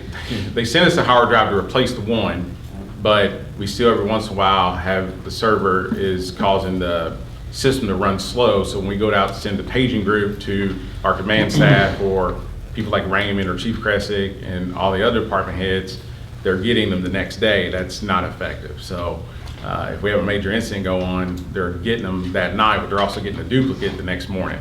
And so that the timing of that is, it's important when we're sending out something important to our guys to let them know what's going on. So we're still having issues. It's lagging. They've worked on it, but we're basically getting by until we get those new servers in. And that's under the Central Square maintenance contract. Correct. And so we don't pay anything for these servers that we got, and they're They've been a expensive. little slow on that. Yeah. Yeah. And so hopefully, again, they FedExed out yesterday from Sioux Falls, and then hopefully they'll be here within a couple days, and we can get with Gary and get those installed as soon as possible. Thank you, Sean. Uh-huh. Michael Reynolds, EMS report. I think everyone should have a copy of their report. There's a slight change on it. The top did have all the magisterial districts, and I'll try to add that back in for the July, at least the number of runs we've made for your district, but those dollar amounts and everything was coming from our in-house billing software. Since we changed to an outsourced billing, I can work with them on reports if that's something you really want to see broke down into districts, but I should be able to give you, because we added something to the software that the crews are having to put in which district they're in when they pick up the patient or whatever. But that will be for the next meeting when we do the July report, and we'll do a follow-up full fiscal year kind of report that Joe had done in the past at the next meeting as well. But just to recap, we had 637 total calls in June. 499 of those were completed runs, 138 no transport. And then 64 of those no transports are the return back to either Station 1 or halfway points from the New Haven and Bloomfield areas for coverage for Bardstown, because those crews are on runs. In comparison with the previous months and stuff, the collection per run is $346.12. The cost per run is $473, for a difference of about $127, which is actually a little bit decreased from the previous year, which was $173 difference per run. So we're actually average this run or month for June got a little over $1,000, $1,068 average charge or reimbursement per run. And then You like I get that in the said, black at 127, you get that to zero. we're working. The previous guy couldn't do that, it was challenging. It's a challenge. We're working on it. And then at the bottom, I know has been a topic, the lift assist are at 8 for the month of June. So we tracking those and stuff. So unless you have any questions. Any questions, anyone? Transition going pretty good so far? Yes, sir. Everything's going smoothly. Working with Joe and being on his bad list for doing the retirement and everything. But Yeah. Mr. Pruitt, you gonna do a MMA fire report? Yes, but I'll first correct the statement you just made. I think that the previous guy worked very hard to get our Medicaid reimbursement up to about $350,000 more per year than it has been in the past. We'll see how Mr. Reynolds trumps that. You gotta put a challenge out there, sir. So, under the emergency management report, county owns and under my control or emergency management control 3 generators. 1 generator on the law enforcement dispatch building, 1 at the senior citizens building, and 1 at our radio tower at Salt River.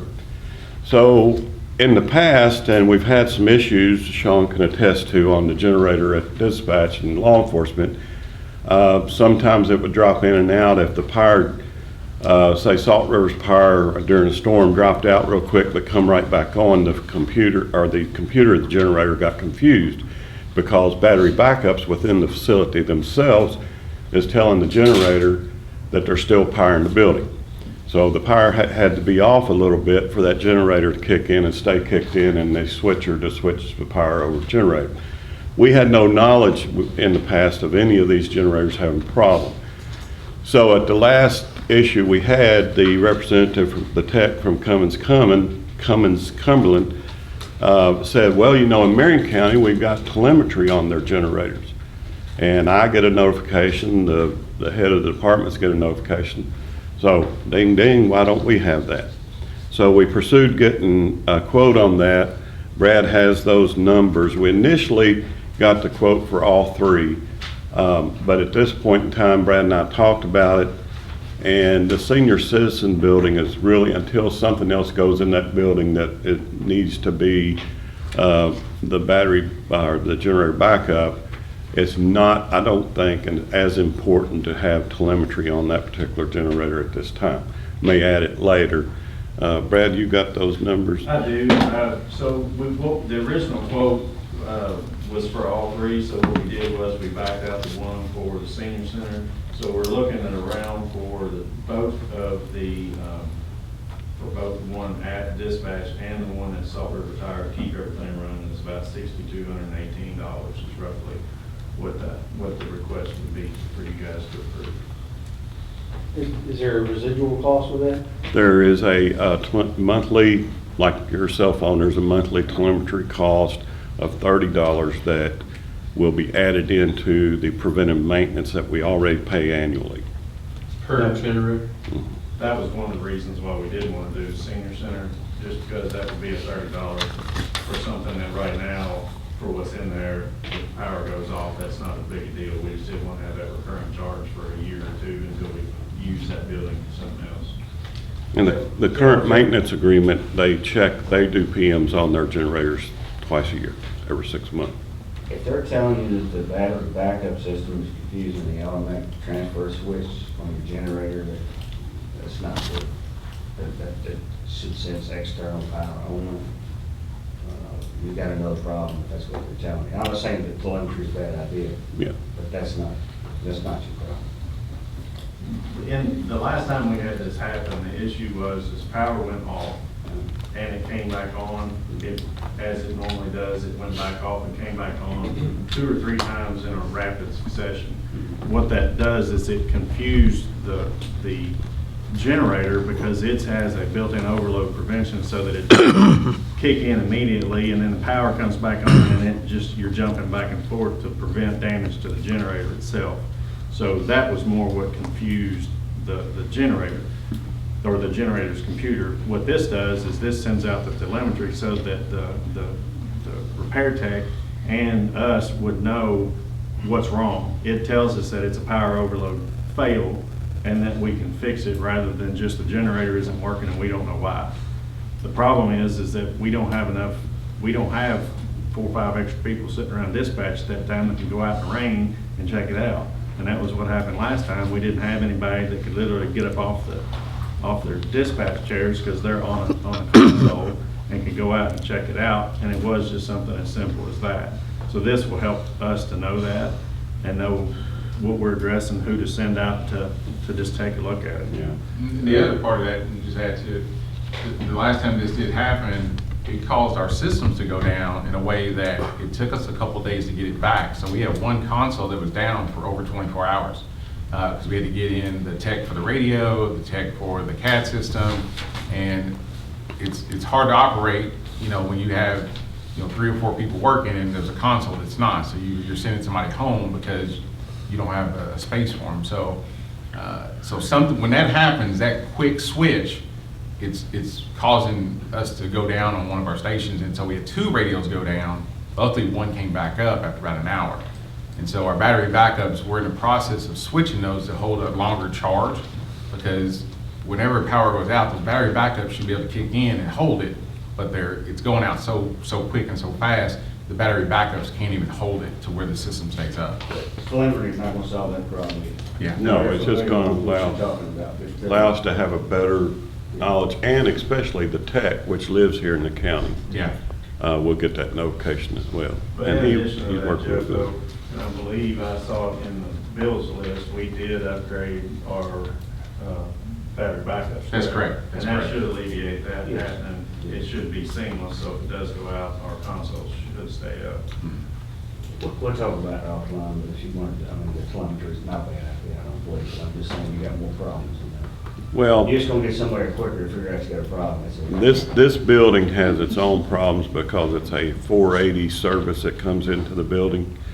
and there's three separate, it's broke up in three separate breaker boxes or mains, and then the generator's trying to pick up all three of them. Joe, So- on the telemetry thing, we had recently been talking about adding generators to the other radio sites. Yes. Would that be somewhere you're gonna be back to ask for that on those, or is that something? Well, the new generators, I think, are more modern than what we've got on the site at Salt River. And so therefore, I would say at some time down the road, it may be that somebody comes back and says we probably need to do that. The problem is we lost 2 law enforcement repeaters 2 weeks ago. We lost, during that last little storm, we lost New Haven, and we lost Cox Creek out at Louisville Road. It wasn't on Louisville Road, it was a 4th time that a fuse dropped out from the pole, from the cattle rubbing on the pole, and we brought that to Salt River's attention. The one in New Haven was not, it was on battery backup, the repeaters were working fine, but the AT&T was out. So we use microwave in some areas, and we use AT&T cell service for connectivity in other areas. So you may have different reasons for dropping out a repeater, but fortunately in the sheriff's office, there's 6 redundant repeaters. So it may affect that area when the deputy's in that area, but not the whole system. So I'm not sure how important telemetry would be on those. Okay, so we need a motion on. Yes, we need a motion on that 62. I'll make that motion for the 2 then, 62. I'll second. How much was it? 6218. 6218. Got a motion by Jeff, second by Adam. Any more discussion? All in favor? Aye. Opposed? Motion carries. Joey, what else we got? Only other thing, just an informational thing, I didn't realize that Danelle was here, but we have her radio equipment and her emergency lighting in her vehicles, and we're gonna get scheduled to get that taken care of. I think, Daniil, I'm gonna bring you in next quarter's report. I don't have it on here. You wanna talk about anything? We're actually doing pretty well. We've got most of the office settled in, got all the equipment that I ordered, so we're doing pretty well. I don't really have anything You got for the you today. oil, the lights, you're gonna get all that done. Yeah, That's what you was talking about, the emergency lighting. emergency lighting for her. for my vehicle. Yeah. For my vehicle. So when I call you, if I'm in a hurry, you can stay in front of me? No. No? You need to escort him somewhere? Yeah. I probably need it sometimes. All right, thank you, Daniil. Excuse me, let's go to the recreation report, Brad Spalding. So soccer, of all things, will be starting back next week. So John Greenwell and Tyler are getting the field set up and striped for us. Baseball is having a fall ball, what they call fall ball, August 4th. They'll start registrations. The 21st of August is when they will begin. Tim, you know, we regraded 2 fields out there to try to get them to drain better. We'll see how that works out. I think it's pretty good. We're gonna have to do just a little bit of hand grading when it all settles down. Correct. Get the seed back in. I talked to Tyler about that the other day, but you do some hand grading to do that part. Just a little bit of ruffles in it, not many. What I do want to say is, beginning as soon as I get a sign in about that front gate, it is operational. We're good. So as soon as I can put the sign up, I got to put a sign up that says "Stop here," so somebody doesn't get too close to the gate. But we're going to close at 10 o'clock at night. Park's closed. You can get out, you can't get in. And we're same thing at 6 o'clock in the morning is when it opens back up. We've already started closing the rear gate. During the week, it's closed all the time. On the weekend, they're opening it up during the day, they close it at night. So you're going to start to see that. I hope you guys spread the word on that. I want to tell the news media that. I don't like the idea of that back gate being closed. You talking about during the week, they're not opening it at all? Not at all. Not at all. Even at night when they got games and so on? The issue is that there's not people out there to close it at night. And if you start opening it, it's going to be open. Yeah, we'll talk about that. Because I had some issues with that years ago, coming in and. The front gate, they can still come around to the front gate. Yeah, but if you go down Woodlawn Road and you're in a hurry and you got a kid in there and all of a sudden it's locked and you got to turn around all the way back around. I've done that time or two. But if they know they're gonna come in Spencer Mattingly, what's going on is there's extracurricular activities going on at the park that shouldn't be. During the daytime? Daytime or nighttime. Well, they can still come in the front and do extracurricular activities. They can, but it's easier for law enforcement to catch them going out one way instead of having You want a lot. both. You don't have nobody for backup on the other one? Actually, it's in the city, but we respond out there. County property. I did look for trouble out there the other day and I kind of see some extracurricular activity. And as soon as they see me, they ease on out. Can I get a blue light on my car? You can if the court approves it.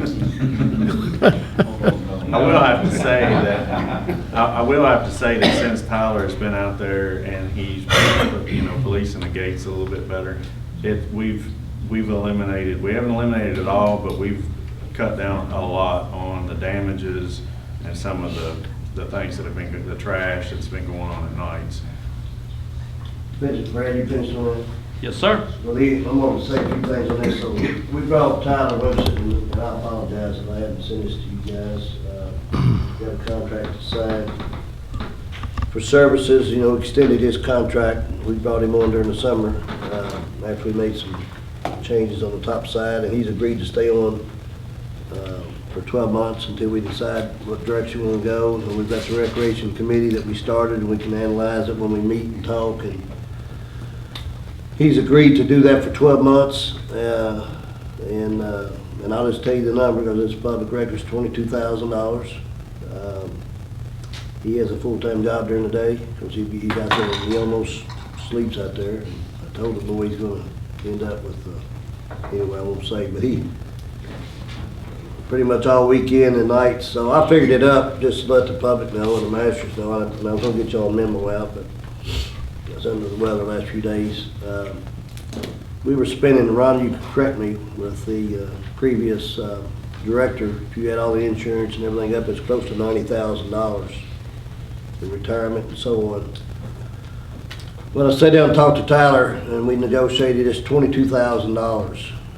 And because when he gets out of school, he'll come in the evenings, and of course, and he's still got administrative and direction with all the different departments and baseball, softball, and soccer and so on. As far as communication goes through him, of course, Brad and John always is at helping them. Brad, and John. So then what we've agreed to is our inmate program as we keep going. We've done a ton of stuff with them, and they're going to go out every morning and clean the park up first thing, empty all the garbage, pick up the trash. Maybe an hour, maybe 30 minutes, maybe 2 hours, whatever it takes every morning. Where in the past some of that was supposed to be done, it wasn't done correctly anyway. And then in the afternoons, we'll have to bring in a part-time person, maybe 2 or 3 different bodies, but a part-time person for 3 to 4 hours, and whatever our rate is, I don't know what our rate is, a part-time $18 or whatever it is. So if you figure that up, if a part-time person's, during the season when he's real busy, he may need 1 or 2 guys all week long for a week, and next week not need anybody. In the wintertime, may not need anybody. Dragging the fields and all this kind of stuff. And I figure that's gonna cost us about close to maybe 25 to 30,000. So we'll end up saving about close to $50,000 a year by going with this new policy. When you figure it all right down to the penny. And I think we'll end up with a better service. Brad, I was out there the other day, we can talk about, I get the masters go out also, look around, see if you see anything we need to improve on. There's a few little things we can always see, because the park looks good, we want to ensure it stays that way. I don't think I need do I need approval of that? Is this like a contract Mr. County Attorney, I should have asked you that. You was gone yesterday, I was gonna ask you that yesterday. Huh?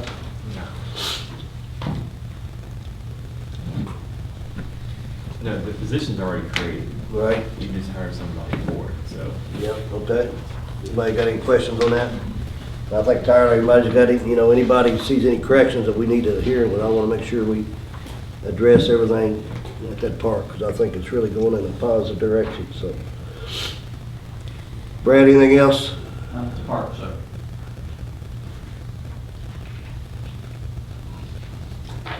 Road Department, Brad?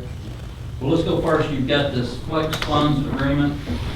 This is something that comes from the state each year. Tim, did you send this out to all of them? I think we did. Okay. We've So- already talked about it in the budget anyway. Right. So what, I'll just summarize real quick the roads that are part of this. It's a portion of Froman and Greenwood Lane. Jeff, if you remember, you're gonna pay for some of that out of your magisterial money, and the rest of it's gonna be through this particular, grant. But you don't have them broke down in here, do you? Yes. Yeah, you look on, where's the back? I know we went through all that when we did the roads. So Right. it broke down, what page? They don't have page numbers on it, Tim. Hold on. So it's Chapter right 12, past, 12. right past page 12. I got a different. No, it's on 12, go to 12, it's next page. Go to 12 and go to one past 12. Keep going. There you go. Snow, you're on the right one. That's fine, I know where we're going. All right, I'll just go through them real quick. Froman Greenville, Marie Drive, Meadow Drive, Remington Avenue, just a portion of that. Southern Road, just a portion, because MT, some of your magisterial district, our money's paying for that. And Treetop. So that will be the roads for this. We need a vote from you guys to approve this. As soon as we send it back to the state and get their signature, I can issue a PO to begin. No, just like I said, was included in all those previous roads. I need a motion to accept this. I make a motion that we accept the agreement. Have a motion to give, second to MT, any more discussion? All in favor? Aye. Opposed? Motion carries. I need- Where they all say District 4, that's not magisterial district. District 4, that's a good one. District 4 would be the Kentucky Transportation District. Okay, just want to make sure. That's a good clever joke, you didn't realize They all it. say District 4. You all probably have seen, I'll hit on paving, Mago has paved a lot for us. You know, they've been trying to stay local in order to deal with this, what's going on from St. Joe, so that they're really knocking out a lot of the roads. Some of the ones I know they're still left, Jim Clark, Keith, I would assume it's any day because they've already gone down and graded it, which means they're soon. Badsell and Spencer Mangley, we got some repairs on Spencer Mangley, got to do first, and then I'll get around to getting it paved, but the county road department's going to do some repairs to it. In the middle part, not on the city's on the end, right? Correct. Okay. Yeah, we're only paving our part. Yeah. Sutherland, MT, I was just waiting on the Southern money, and Froman Greenville, same way, Jeff. So those are the ones, and the rest of them have been paid. I mean, Rhonda's killing me because their invoices are coming in left and right. So as far as the road department report, culverts across 2 cross drains on, it says 80 miles, that is incorrect, that it's Jim Clark, Keith. We did that on Jim Clark in order for this paving. Finished up, we're going to finish up a culvert on Prather Ridge today. We repaired one on Balltown Connector. Patched the entrance at Mod Cooksey. That flooding always causes that issue down there, John. It's just a constant battle. Spraying, Kings Road, Whiteside, Hibbs, Plum Run, J.R. Clark, Dugan, Lick Creek, Term Trails, Highview Church. You know, we do that as we got help that can do it. When he says vegetation control, what he's really talking about is we go out and we hand cut. You know, we run the boom mower all the time as it's operating, working. We send crews out. We've been on Vogel Key for the past week. Swaney Ridge, Tom Walker Road, and Old Louisville Road. Old Louisville Road got pretty tough, Jeff. So we had to send a crew out for 4 or 5 days on that. Tree removal, we had a storm on July 18th. Some guys out that night and the following days. 80 miles, Clarktown, Hazleywood, Petersburg, North Stillwell, Bittertoe, Price Creek, Icetown, Timber Creek. You can tell where the storm was, south end. So it was a pretty good storm that come through there. Repair shoulder on Murray's Run Road, and then we had 2 guys all last week at Dean Watts Park doing that grading that we had discussed, Tim. Right. You got the boom mower working now? Yes. And then the tree removal side, you still kind of going back after storms. I know you started on some roads as far as just taking them from one end to the other as dead trees. So. I've kind of backed up on that, though. You haven't had time, have you? Haven't had time, we don't have a bucket truck. You know, you remember I told you the transmission Yeah, you got it back yet? they put the transmission in yesterday, they're buttoning it up hopefully today. Same old problem, waiting on parts. I mean, we're no different than any other Say one department. thing on this road department, we've got them, they do a lot of things, and they've done a really good job about, as far as communicating with me and Brad, and of course John and Brad, and All of us. and all the magistrates, I think, as far as, anything we bring up pretty quick, it's getting done, and Mr. Russell at the, state, Mark, he's the, I guess, I don't know what his title is, but anyway, I've called him on 4 or 5 issues, and I mean, within a day or two, he's been, so I want to publicly thank him and the state on some roads that I've asked them to do some stuff, and I mean, they've been right on the spot, so. Y'all got his number, y'all call me, you call Brad, anything, she's on the state side, they can help us, and it's been working beautifully, I think, so. One other thing on roads, Keith, this work will report really, Keith, D-head road bid is August 4th, 10 a.m. So we'll find out, when I say D-head, I'm sorry, Highway 52. Thursday. The entrance, It'll be Thursday. whatever the 4th is. Today's first, Yeah. Thursday or Friday. They get it out. Right. So we'll know those bids, we'll bring them back to you guys. We'll need a quick turnaround on that, so as long as it's under budget. At the next meeting, I will ask you guys to approve whoever the parent local contractor is.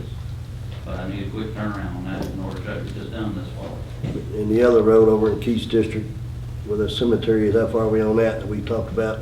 Trying to get that curve straightened out, and that cemetery, and with Archdiocese, and I think it's back in Archdiocese's hands. They signed a couple of deeds in the wrong spot or something. Yeah, so I sent them the plat and the 4 deeds they would have to sign.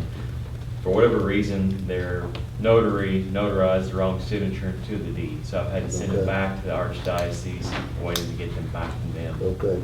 But, you know, as soon as they do their part, we get everything reported here and then proceed with the project. Tim, I got some I need you to sign as well. Got them right here today for you. And that's part of that? Yes. Yes. Because that's in-house, we're gonna do all that in-house. Yes, sir. You're not gonna contract any of that out. Correct. We're gonna try not to. Materials will be what we get into, and then, No materials, I mean, if we have to get a piece of equipment, I mean, Yeah. if we need to rent one temporarily, I mean, we've gotta do whatever we gotta do. but we'll figure it out. That's a Yeah, I good don't think project. it's gonna be as bad as it is. We'll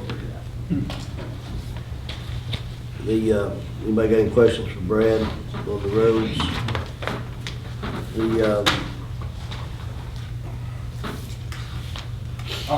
Boy, I think that's late, I looked at my notes. This is, you guys, in the budget approved $150,000 for equipment. I think part of that was for a used dump truck, part of it was for a bucket truck, I believe, Brad? Yeah. Brad too. I'm asking permission today to go out to bids for a used dump truck. And you know, we're gonna try to keep it in that $70,000 to $80,000 range. It's gonna be the same problem Joe had. I'm gonna bid it out, it's gonna be a used piece of equipment. I'm gonna see what I get back in hand, get you guys to approve it, time to get back around it, may be gone by then. That's okay. The KRS does allow you then at that point to negotiate direct. Or, I'm not emergency, you know, it's different with EMS and the sheriff's department. So I'm assuming you've got one located, is that what you're saying? Oh, I locate them every day. It's Every time an we get emergency. around. It's an My point emergency, is, I wanna put it in the paper to meet procurement laws. Yeah. I'm gonna have it probably, hopefully by the next court meeting. It may end up having by the time you guys approve it and I get back with the guy. It's gone. Keith Metcalf said, no, I done sold my truck, I ain't waiting on Well, it. it's an emergency based on it for storms. And I don't see why you can't get around that, Mr. County Attorney. We just can't. what does you always tell me, Tim, don't get me in trouble or? Yeah, the statutes are set up specifically the way they are for that reason. It has to advertise. Emergency's emergency, isn't it? Well, that's pretty broadly defined. Just let me go through the process. We need a motion to do No, that. I'm asking the fiscal court, a motion to permit me to go out for bids for a used truck. It will be brought to you guys for approval or disapproval. And from then, we can decide, okay, if not, we don't get what we want, we'll go through direct negotiations, which KRS allows us to do that. I'll make the motion that we allow Brad to begin the process to bid for the dump truck. I'll second that. Motion by John, second by Adam. Any more discussion? All in favor? Aye. Opposed? Motion carries. Thank you. Yes, sir. Mr. John Greenwell, we got a lot of stuff to talk about on this landfill. Okay, so we got our contract signed with that. We had a pre-construction meeting that we are required to have with Division of Solid Waste, so we had that a couple weeks ago. So basically, we're ready to get going on that. We had our first truck dropped off, mobilized equipment this morning. We'll get our excavator dropped off tomorrow. I have another construction meeting with the contractor Friday just to work out any last details that we have with that to start work next week. One thing we need to do, so with this, there's a lot of QA, QC testing for the liner, for the soils, for the gravel, for everything. We got a proposal for Kenvirons to do that. We emailed that out last week. We just need to get approval to do that. They have a good working relationship with the state, a good group. We already have a contract with them for their services for the technical application. So we just need to make amendment to that contract for the QA, QC services for that. So need approval for that. So is that, it's a bid, they sent a bid in on it, or we? A proposal. It's a proposal. John, For correct me if I'm engineering wrong. services. Did you put it in the paper? Yes. So he put it in the paper? Yes. Say it one more time, explain this to me a little better. So it's for quality assurance and quality control for the testing for everything to do with the landfill construction. You get a third party to do that, to test it, to make sure your clay liner, you get your density, and it has to be non-permeable, and you have to do testing every summer, like 20,000 cubic yards of dirt you place. You have to test your stone to make sure you have your density, your gradation, that it is permeable for your leachate. You have to do testing for the liner. There's just a lot of testing for it. So this proposal will be for the QA QC testing for that, for the project. Has to be third party. We cannot do it ourselves, for obvious reasons. So you need approval from us to. Yes. To get the third party to do the. Yes, to amend our existing contract with Kenvirons for the QA QC. To give you the right to amend, have them amend the contract. The motion by MT, second by Jeff, to amend the contract. Any more discussion? All in favor? Opposed? Motion carries. Go ahead, Doc. We're starting to get materials, so one thing we did do before we actually awarded the project, we purchased the pipe, so that was a good thing we did that. The contractor's mobilizing this week, starting work next week. So that force main sewer pipe that we ordered is gonna be delivered next Wednesday. So that was good that we got that ordered, because that's basically, that would have held up the project if we didn't get that in time, because we have to get that force main moved before we do our landfill expansion. Part of our current contract, we upgraded the landfill, the liner in the landfill from 60 mil to 80 mil. That goes for the whole 6.7 acres. We already approved that with the original bid. One thing that was not in the original bid was to upgrade, it's a leachate lagoon from 60 mil to 80 mil. I'd like to change that too. So I sent an email on that yesterday because I just got pricing back for that. It is 31,791 square feet. And cost for the 60 mil to 80 mil is 73 cents a square foot, goes to 89 cents a square foot. So that total add-on is $5,086. So it's one of those, it's additional insurance. I think it'd be wise to go on and upgrade that. So basically everything in this next phase is gonna be 80 mil. It's gonna be beefier, thicker. The minimum standard is 60 mil, so it's going above and beyond. And I think it'd be wise for the end of the project. Leachate lagoon on that? So we already have two, Keith. We got an existing irrigation lagoon, and it goes to settling lagoon. We're building another one. Another one. So it's gonna be in series, so basically everything pumps into the new one. Then that gravity feeds into the aeration lagoon, and that gravity feeds into settlement, and then that gravity feeds into the pump station. It goes to treatment plant. So it's that much more flow, so you have another lagoon. Roundabout way. Another lagoon, basically, is what you're doing. Yeah. What it is. Yes. Yeah. We're a small treatment plant. Think of it that way. Yeah. I need a motion to accept this. I'll make the motion. We have a motion by Adam, I'll second. second by Keith. Any more discussion? All in favor? Opposed? Motion carries. Thank you, Don. Go ahead. Okay. And that's everything for the landfill expansion for right now. So we'll start to see a lot of progress with that coming in the next couple of weeks to get that moving along. One last thing. So we had an engine go out in one of our roll-off trucks. This was a truck, 2017 model truck. So I got pricing for different options. I sent this out an email yesterday because I just got it in. So Cummins Sales and Service, who they built several engines for us, The cost to rebuild that engine is 32,533. So I checked and got a couple of other prices for that just to compare. If we were going to get just parts alone, it's like 27,000, and that would be us breaking the engine down and rebuilding it. Turbo's out too, so that's another 5,000 or 6,000 for What that. about a crate motor? Can't you get a crate motor? So we got one price for that, it was 41,000 just for that engine for that. So this comes with Cummins. Price is 41,000. Yes, this comes with a 3-year, 150,000 mile warranty. We're rebuilding our existing motor, so we know exactly where our motor's been, so we know exactly how it is. It's What's the project. rest of the truck like? It's pretty good shape. It's a 17. Hey, we looked at a new one, it was 242,000. I told John to get a price on it, fixing the engine. 241,000 what I priced up. Now, that was a little bit more horsepower than our current ones because they didn't have one apples to apples what we have, but they've increased quite a bit, so. You said we've used them before, and you're pretty happy with Yes, them? yes. You guys remember, he just had an engine. We just had one done and it's been good. Because it's got new turbo.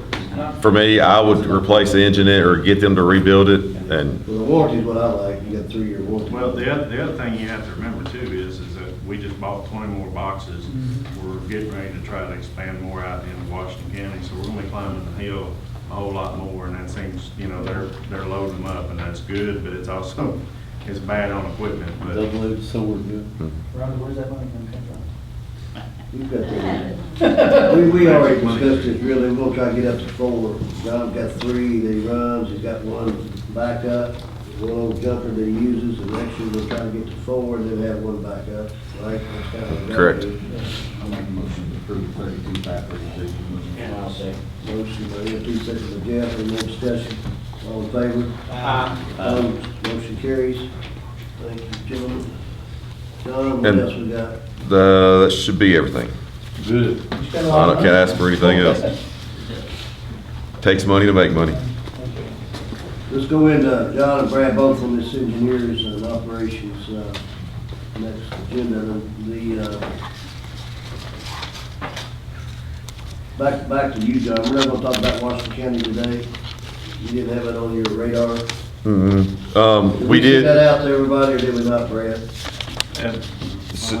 I don't know if we sent it to the magistrate. We'll send it out. So basically, just give you a quick update on Washington We're not gonna vote County. on it today, but I just want you to give me an update from the magistrate. Just, yeah. Because I talked to the judge over there, and he's ready to go, and you talked to the administrative side, so go ahead. So I had a meeting with Rumpke a week ago, just to kind of review our site, show them what we have. They're very pleased with how we operate. We have good roads coming in. It's a good facility, it's closer, so they're wanting to come on. We have a contract that I drafted up. I don't want to sign it yet. I don't want to make it effective because basically what that contract says is it's the exact same thing we have with Marion County. Basically, it's you guys have to bring it to our landfill. My only hesitation with that is if we kind of sign a contract right now saying you have to bring it to us, and for some reason, if we have a hiccup with landfill expansion for whatever reason, and we say you have to come to us, we're running out of room. So that's my only hesitation. So we made a few revisions to our contract to go for Washington County. We'll send that out to you guys, let you guys look at it. Rumpke's gonna transfer it from Washington County to Nelson? So they already pick up their garbage. So instead of like we pick up our own garbage here in our garbage trucks, Rumpke actually picks it up over there. And currently, they take it to Hardin County. So that would their trucks would just come to Nelson County after that. And every one of those trucks are gonna go around the courthouse, that's the only route, isn't it? Yep. Any other way? They're gonna come around this They're already courthouse. doing it in Marion County, so we're Yeah. in the Marion County. It's about three trucks a day. How are you gonna monitor that? Monitor which part? To which part? Just Coming from Washington County? That's Washington County's job. to make sure they come here. So we would just we would leave it up to the solid waste coordinator in Washington County, just like they do in Marion County. He checks and sees what box or what factories and make sure they come here. Of course, you're always gonna have one or two slip off, but We put as much teeth as we could put into it to make sure that it is incumbent on the Washington County Fiscal Court and the judge to make sure that they enforce that. And it's written into the contract as strong as we can put it in there. I sent that over to the judge How many yesterday. customers does Washington County have? As far as roll-off or residential? Just Just a guesstimate of what, both. Residential, Well, they got how big are 20,000. they compared to us? They're about a fourth of us. Yeah, They're 11,000 people, How many? 11,000 population. Well, they're about a fourth of us. Put it this way, So- John always uses this scenario, you know Fuji-Seal out here? They bring the same amount of garbage. Washington Tonnage County wise, brings. for the As far garbage as trucks. Residential side, now you'll still get their roll-off What's the boxes. benefit besides them just paying that, of course, but, I mean, the benefit of them paying and the risk of running out of room earlier than you anticipate? Or you mean Hey. overall, or just the right now? Just with the addition of Washington County. Okay, I know It's- there's a catch-22 here. Yeah. Sure, sure. You get paid to take the garbage, then you run out of room. Sure. Where does that? So in the short term for the next 6 months, we're gonna mitigate that risk, say you can't, we're gonna keep the flow from Washington County low at that time, just to mitigate that risk of us filling up faster than what we need to. After that, we should be fine. So their garbage is probably, it's a small percent. 3, 4, 5% of our current garbage. Yeah, it's probably, I don't know exact tonnage, but I'll get that to you, but it's probably 4 or 5% If you're looking increase. to the long term, does it reduce Short-term and our long-term, I don't overall? want to be caught where we can't get the expansion done in time, as well as if you're projecting the Yeah. new expansion to give us 40 years or 30 years, is that going to cut it down to 20 years or 10 years? Mm-mm. That kind of thing is where I'm after, and then what's the upside of that? If it's only going to affect maybe 3 years of that, is the upside monetarily very significant, or is it just a little bit? If it's just a little bit, I don't know. It's just a little bit. It's probably 4 or 5% garbage increase tonnage wise that we would get every year. What type of increase in monetary? It'd probably be, just with that garbage, it'd be $25,000 a month probably. 20, just with percentage would be, We talk about Pro- the whole annual revenue coming in. for the whole year. $5 million a year that we'll receive, that he can absorb. No thing, anyway, we talk about having another roll-off box because of our growth here. And without any more overhead, basically Mhm. getting another $500,000 a year coming in with no Yes. expense. It's kind of just like a fill-in, really. So MT, he That's takes kind of in our goal. 300 grand a month right now. Their garbage side will be, what would you say, John, 20 to 25? 20 to 25,000. Just residential. Just with residential, just their And get garbage that. trucks, and probably maybe double that with all the roll-off boxes. So about 10%. Yeah, I've Mhm. always been asked that question throughout my career from Nelson County residents. Great question. We take Washington and Marion to help keep Nelson County Rates down. low. In all honesty, takes a certain amount of money to run a landfill, right? Sure. When Washington That's County what I'm left, getting at. yeah. Yes, so I think it's a sweet spot between, so Rumpke's already asked that, hey, can we bring Bullitt County? Hey, can we bring Hardin County? I was like, I don't want to do that. I don't want to bring so much garbage in that we fill up and then we have to haul our in. When my kids start paying their garbage bill, they have to haul it to Louisville or E-Town. The idea of it is to, like Brad said, to keep the garbage rates low for Nelson County and still have a landfill here for the next 40, 50, 60 We had years. them on the hook for years and years, and I don't know when they left, must have been 10 years. Yeah, probably. 10 years they left, I was Rumpke came in, and they was managing E-Town, Hardin County landfill, it was a political deal a little bit. MT, to answer your question a little bit better, in the short term, John has an agreement with Washington County's administrator as well to, in this time until we get our next cell built out, to just take a little at a time. And that's gonna be between the two managers to hash that out. If he sees they're bringing too much over, he's just gonna call them, tell them, tune it down a little bit until we get our cell going. That's how we're covering Washington. That's my only hesitation until we get this next cell done. And we're projecting, we got our pipe in, so it's looking pretty good. We're projecting hopefully get that done December.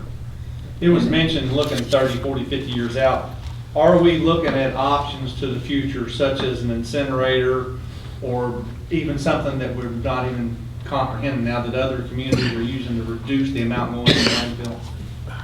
Honestly, not right now. Not right now, so. But at one point, weren't we looking at an incinerator? I don't know if we can, I don't think we can burn garbage. So what Brad kind of did in the court before me, they basically bought property around us, bought some houses that we could tear down so we could expand. So now that when the time came about that we can't expand. So my goal is to basically get it ready for the next guy when I'm gone. So right now we have 30 acres. We are permitted now for 40 acres around it. And then I'm gonna start working at other areas. So like basically if you pull into the landfill, there's a huge flat field right there on the left. There's garbage under that when it's called a trench landfill where you dug a trench and just put garbage in right there. So we can haul that garbage, put that in a line cell and then put a liner right there after, so it'd be 40 years before we ever need it. Maybe John's kids will figure out. Yeah. Smarter than us. Back where EMT is, you know, that double-edged sword. Mm. We gave $700,000 for a compactor 10 years ago. Now it's gonna compact more trash, and it's gonna wear out. It's 24 months getting a police car, so it's probably gonna be 3 years getting a compactor. Well, but honestly, Isn't the it? compactor's underutilized right now. It can take that amount of garbage Yeah. easily. And Now, such a. John, what's it rated for? You say that to me, I don't- but to me, I'm sitting there, I'm thinking it's gonna be extra work on it, but. Nah.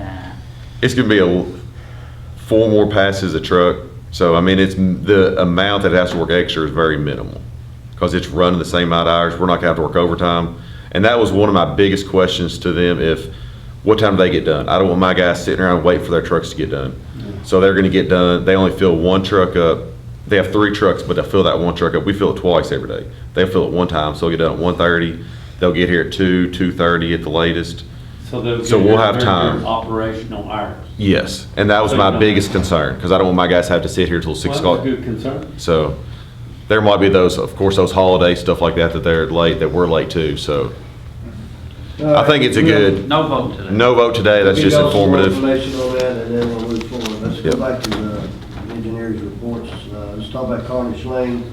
Okay, so in doing the water line project out there, it was kind of brought to my attention that what we considered where the road ended was incorrect. And in doing research, I gave you guys a memo. It's complicated, but we'll walk through it as quickly as I can.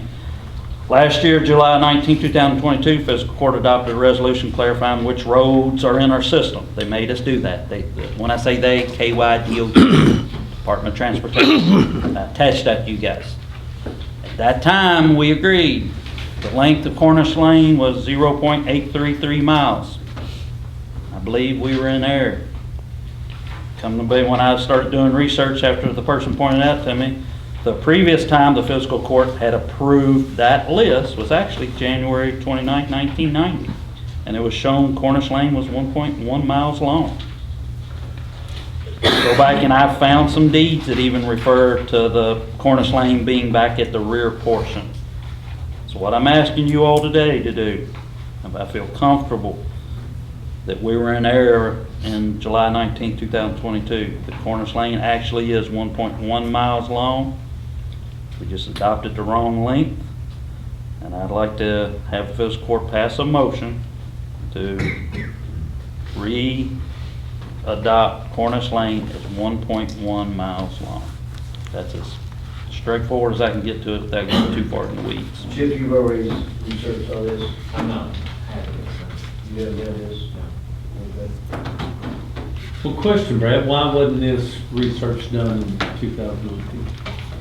Hey, I gave it to the magistrate, and we just made a mistake. I'm gonna be honest and own it. Sometimes when you make a mistake, you gotta just say the length was wrong. I can see exactly where things like this happen. But Yeah. I don't see any choice. I'll make a motion that we adopt it at 1.1 miles. It's a rock road there, right? Is it okay with It's the a rock property road. owners? They're the ones pointed out to me. All right. Followed up by a complaint of why haven't we been rocking it? Oh. Can you put in that motion that this gets run by the county attorney, make sure we got everything legal? Yes, sir. I will do that. Need a second? Second. Motion by Jeff, second by John. Any more discussion? All in favor? Opposed? Motion carries. And then following up on that, Tim had recommended us tabling Cornish Lane water line bid. I'm going to ask you guys, can we now move forward with that? We originally bid it at the 0.833 miles long. I would ask you guys to approve that section. And then pending Chip's review, make sure we're okay with that, we're going to extend that line to the rear of where the 1.1 miles is, so we can get it back to the rear portion of that. Bloomfield has agreed to this. If If you guys remember, we did a resolution with Bloomfield. We gave them $250,000 of our ARPA funds for a particular project. It was called the Highway 458 project. That project was going to originally cost $641,000. We gave them $250. They were going to have to fund the rest. They're struggling to come up with the balance. So what they've agreed is we can take a portion of that $250. Well, let me interrupt you a little bit on that. This is on another water line that they were gonna use some of that 250,000 for. Correct? It says part of the reason why they since have found, well, they've had some change in leadership on that. But they had fixed the leaks, repairs, it was a pressure problem, part of it was a pressure problem, and they think that the line that they was talking about improving is a whole lot better shape than they first anticipated, so they're not gonna do it. Maybe part of it's cash flow, but part of it's because they may not need it. John, you've talked to them a little bit. So it's not like we're just, and they've agreed to take this funding and serve this area because it's in their, service area, so. And we did talk to, what's the contractor? Hunter Kiefer. Because we talked to him about holding this up during our original bid, so go ahead, Brad. Long story short, take a portion of the $250,000 that was for that project, Tim was just referencing. I will negotiate and bring back to you guys what his bid extra will be on that next part, and then get that approved. But I wanted to get that process through you guys approved first. I will come back to you with the change order. I can approve the change order that large, I bet you all less. But really today, I want you to adopt the Cornish Lane thing, which you guys look at this, you voted on that. Then if that's approved, can we approve the Cornish Lane water line bid that was originally bid, 0.833 miles long? That's the first one. That's the first one, yeah. I will come back to you with the change order. I gotta get that pinned down for me. I couldn't do the change order until we would the first part. So I'll make a motion that we accept the original bid for the 0.8, what was it? 0.833 miles. 33 miles for Cornish Lane water line. Second. Motion by John, second by Adam. Any more discussion? All in favor? Aye. Opposed? Motion carries. Speaking of those water lines, I think I said August 4th. No, what is this? August 7th. 7th is when they're gonna try to start on Brothers Lane. The materials should be showing up this week, equipment. Have they been notified, the owners of the properties out there, anybody been notified that that's coming? Because there's some building new houses. Do they know the time when it started? Did anybody talk to them at all? I got the ones that got the easements, but I haven't knocked on doors and told them it's coming now. Will you kind of let me know when they're coming out my way? Yes. It's gonna be probably another month, honestly. While we're on the Cornish Lane, what about the easements out there? I never did get it. We will now have to proceed forward with it. You're gonna send me those names? Yeah, okay. Internet agreement, Brad? Okay. This one is complicated. That's the reason I brought Jeff Mills. If you guys don't know Jeff Mills, he works for City of Bardstown. He is what I call the godfather of internet and What'd you cable bring him TV for? here. You're gonna see. I need a backup today. It's complicated. This is easy. The Fiscal Court originally approved a grant that we were partnering with the City of Bardstown, ourselves, and KIA, Kentucky Infrastructure Authority. And I gave you guys a memo on this. If you remember, and I used specific words in court that day, some of those builds is what they call them, projects, we may call them, got challenged through this KIA grant. If you look probably 4 or 5 pages deep into that packet I gave you, they were highlighted in yellow and one kind of like a light brown color. What challenge mean is, hey, there's multiple people in the area, figure out who's going to service this area, we're not going to fund it. So KIA, putting it blunt, says. So, one of those builds is Fairfield Road in Everett Hall. That is actually can be served by the City of Bardstown. And trying to move these projects forward, what I'm asking the court today is, can we not go into an agreement with the City of Bardstown or amend our existing agreement and fund it through the Fiscal Court and the City of Bardstown only? Take AAA out of this. Well, who challenged it? What company? Spectrum. Who? Spectrum/Charter. And they challenged these ones of mine too? So they did challenge them, Yeah. and to be honest with you, and looking back, this is what you get into. Who's gonna serve it? And then looking back at it and talking with the city of Barstown, Jeff, you can correct me if I'm wrong, it makes more sense for Spectrum to do Roberts Road, Winston Schoolhouse, Jim Clark North, Icetown, Holy Cross, Jim Clark Road, because they have what they call plant in the area. They got the wire in the area. City of Barstown, after review, Jeff, correct me if I'm wrong, is not real close to some of these, and it got more expensive to go through the city of Barstown than it did Spectrum. We'd have had to overbuilt a lot of their existing plant to get to these pockets. These are pockets in their What about- traditional serving territory that they really ought to be serving per their franchise agreement with y'all anyway. And for us to serve these, and I'm not really sure why the city applied for these spots, knowing that we're gonna have to overbuild Spectrum to get to them. You know what overbuild is, Keith? Yeah. Okay. Yeah, what, about a year and a half ago, us three sat down in your office? Yep. And Jeff, I remember you telling me they wanted to challenge them in an area because they had so many builds they were supposed to do, but they wasn't up to that. And I think, Jeff, you're the one that said, you know, they've already agreed to this and they're not fulfilling what they've agreed to. So how can I make them go on forward with this instead of challenging them?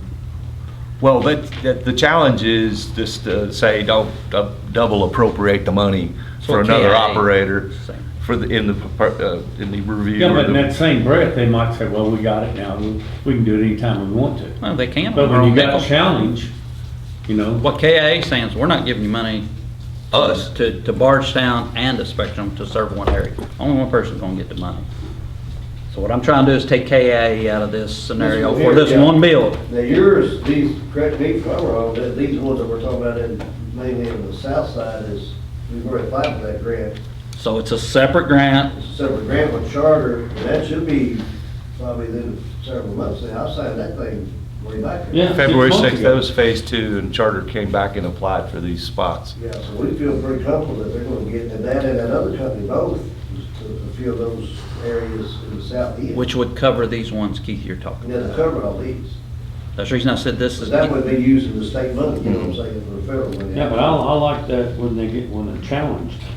I mean, when I'm challenged on a bid, I sharpen that pencil if I want the job, you know, so I just want them to know. Well, they just got challenged by service in the area, it really wasn't needed. Yeah, I think that's different. What he's talking about when he says challenge means that nobody's gonna get that money from KIA until they figure out who's gonna serve. Correct. To be honest with you, A little different. I'm gonna get some internet bill. Yeah, I do too, because I I understand. talk to them out there. I gave you guys, the reason I said it's complicated, when we originally went into this KIA grant with the city of Bardstown ourselves, we did a breakdown of what every specific project that was listed in that grant was gonna cost the fiscal court. Some of them were put on what I call pause or hold. So I really have a pocket of money of like $280,000 that you guys have already agreed in an agreement with Bardstown, that I've got 280 grand sitting there because these projects were challenged. What I'm asking today is to take a portion of that 280 and just say on our own, let's go do Fairfield Road, Everett Hall. And what the city of Bardstown's telling me, our portion of that is gonna be about $61,000, and I'm rounding off, gentlemen. The reason I round, Jeff Lear knows, sometimes when you go out on these builds, some of this stuff can increase or decrease. It's called make ready.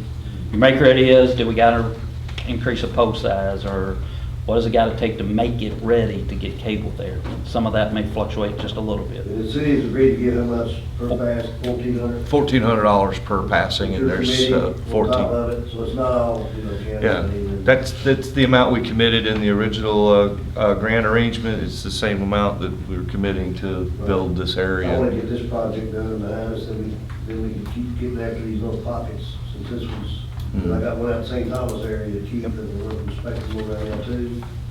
Not the city, but the city don't go that, really that far. Right. And probably the next one I'll bring up to you pretty quick. These pockets are hard. They're not served for a reason. Yeah, but we're They're hard. trying to get them. I'd like to get a motion to get this done today, so he can get started on the plans and, Those people pay taxes too, though. I agree 100%. But, I'll stop at that. Yes, they do.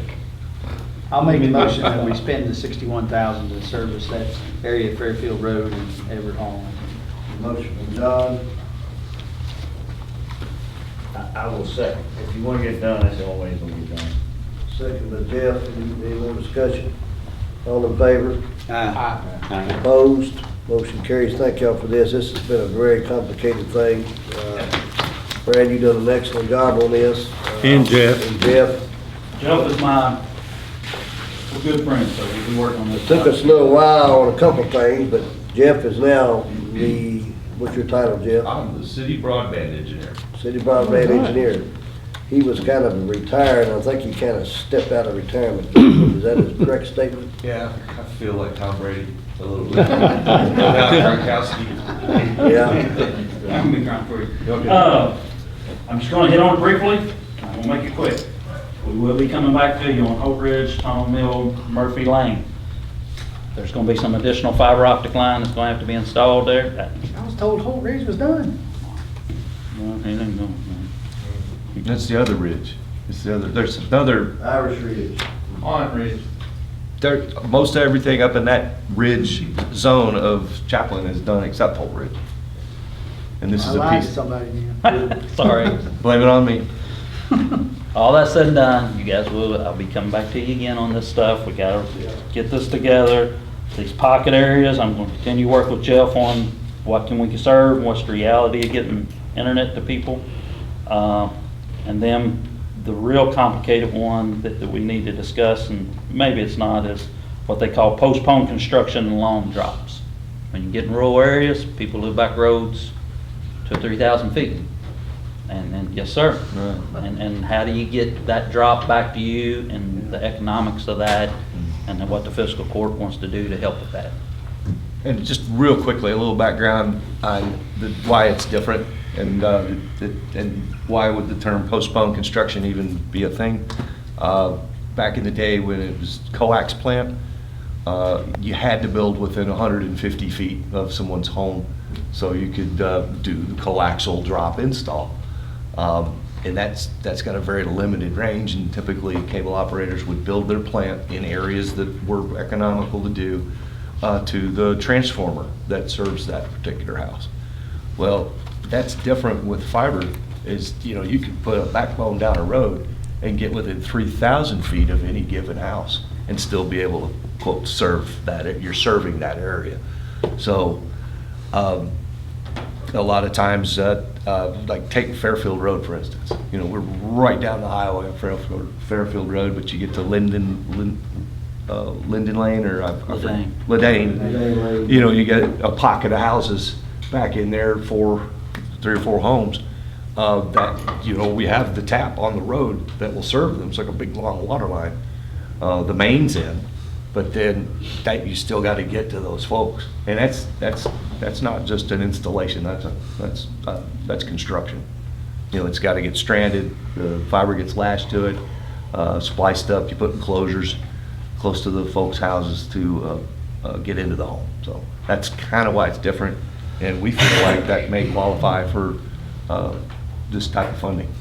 And working on that with Brad to flesh that out. That's something the city probably don't have forces in-house to do. So we gotta consider as a court if we wanna help with that. The question is, Jeff, years ago when y'all went out all in the county to do the water line, you already had the building, you already had everything. Why didn't y'all pursue this internet thing? You knew it was a thing, especially you being in that field, you knew that was the future, I think. You knew that was gonna be a necessity at all the houses. How come the city of Bardstown didn't go after all the people that they already was serving water to? You mean Oh, as a part of the water projects? No, he's using water as an example. Yeah. Fiber. Yeah. Why didn't you switch to fiber back in the day? Yeah, you know, it really wasn't. I mean, to me, the internet is a necessity. It's just like water, it's just like electricity now. You know, it's a proven fact that every household needs it for their children, their jobs, their. That evolved over time. It really wasn't as critical as it has become. And I think Magistrate Lear may know this as well as anybody. For it to have gone from something you might check your email on and browse a little bit. I remember crawling around on web crawler back in '96. And, it went from something that was kind of cool or neat to essential, termed an essential utility almost. So, so our reaction to that's evolved over time. And the plant that we were comfortable with was in our wheelhouse was coax, and then the fiber technology for cable operators is fairly recent. From from 09 forward is when we started So messing y'all with it. probably like any other contractor, it's hard finding qualified people to do it. That's also true. That's also true. And to staff ourselves up and equip ourselves to run that new plant, we had to learn how to do installs all over again. If that answers your question, it's sort of evolved over time. It's been. Anybody else got any questions? Brad, any more? No. Let's move on to Jeff Lear and technology and phones. Thank you. I talked to Brad, yesterday, he finally got some bids in or quotes in from AT&T on some internet service to various plans. If you take a look at them, I'm not real pleased with the price of the product. And I'll be talking to, I see Jeff ran out of here real quick. He must have looked at the agenda, but I'm gonna talk with some people at the city to find some other options as well and see if we can get a better product at a better price. And if can't do it through them, we talked with AT&T on negotiating some prices. But it does have some phone service quotes as well that just got to last night, so I'm gonna look at those as well. I think we're pretty comfortable with the phone service quotes, but we can't install those until we have a reliable internet service because it's a voice over IP service, and so we gotta get the infrastructure in first before we switch lines and things, but we'll get a lot closer.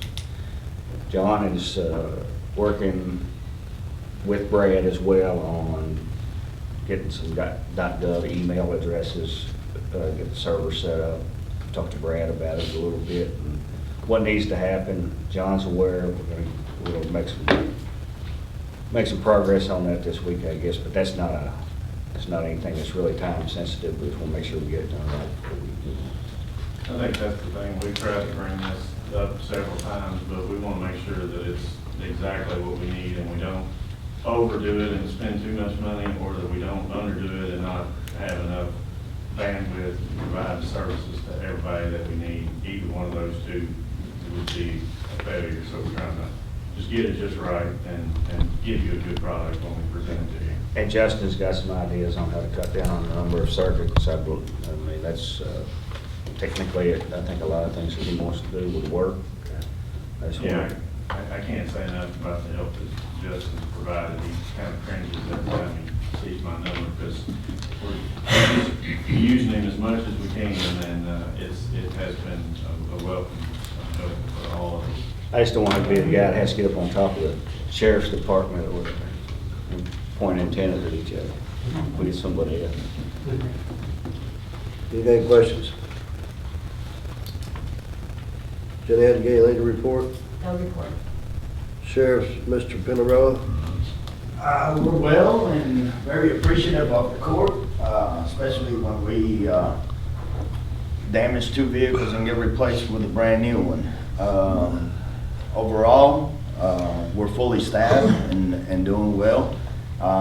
It's ironic that this was presented this morning, but for my next budget, I will be doing a health and wellness program for the sheriff's office and hopefully model it for first responders, EMS, the jail, dispatch. And basically, first responders see a lot that one person in real life does not get to see in their lifetime.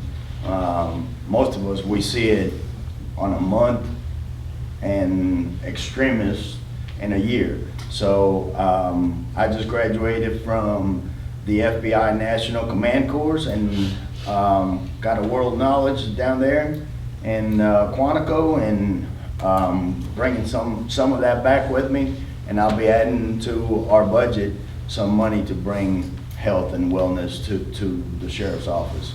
And it was an eye-opening to see the outside the box that we're used to doing, and the percentage rate that suicide in law enforcement has become, it's astronomical, and that's one of the things that I would like to implement within the next year. I know that we kind of overlap our fiscal year, so we'll have to sit down and work with the Fiscal Court and the Budget Committee on see what we can do. I'm not asking for $100,000, but we need to really implement something and take care of our first responders that take care of our communities and see what we see every day. So that's about it. Appreciate it. Thank you, sir. County Attorney's report. I have no report for the office, but looks like there's two things on here. First is the second reading of the code enforcement fee update ordinance. I'm not aware of any changes that have been made to that since the first reading. I'm not either. I don't think we've changed anything, Brad. Master, y'all haven't had any, I haven't had no communication with anybody outside that's said anything to me, so. None. Let's get a motion for second reading. I'll make the motion for the second. Motion by John. I'll second. Second by Jeff. Any more discussion? All in favor? Aye. Opposed? Motion carries. And the other thing that's listed on me is the second reading of the redistricting map. That's the committee that came up with the recommendations they made to you at the last meeting. I'm not aware of any changes that have been made to that map either.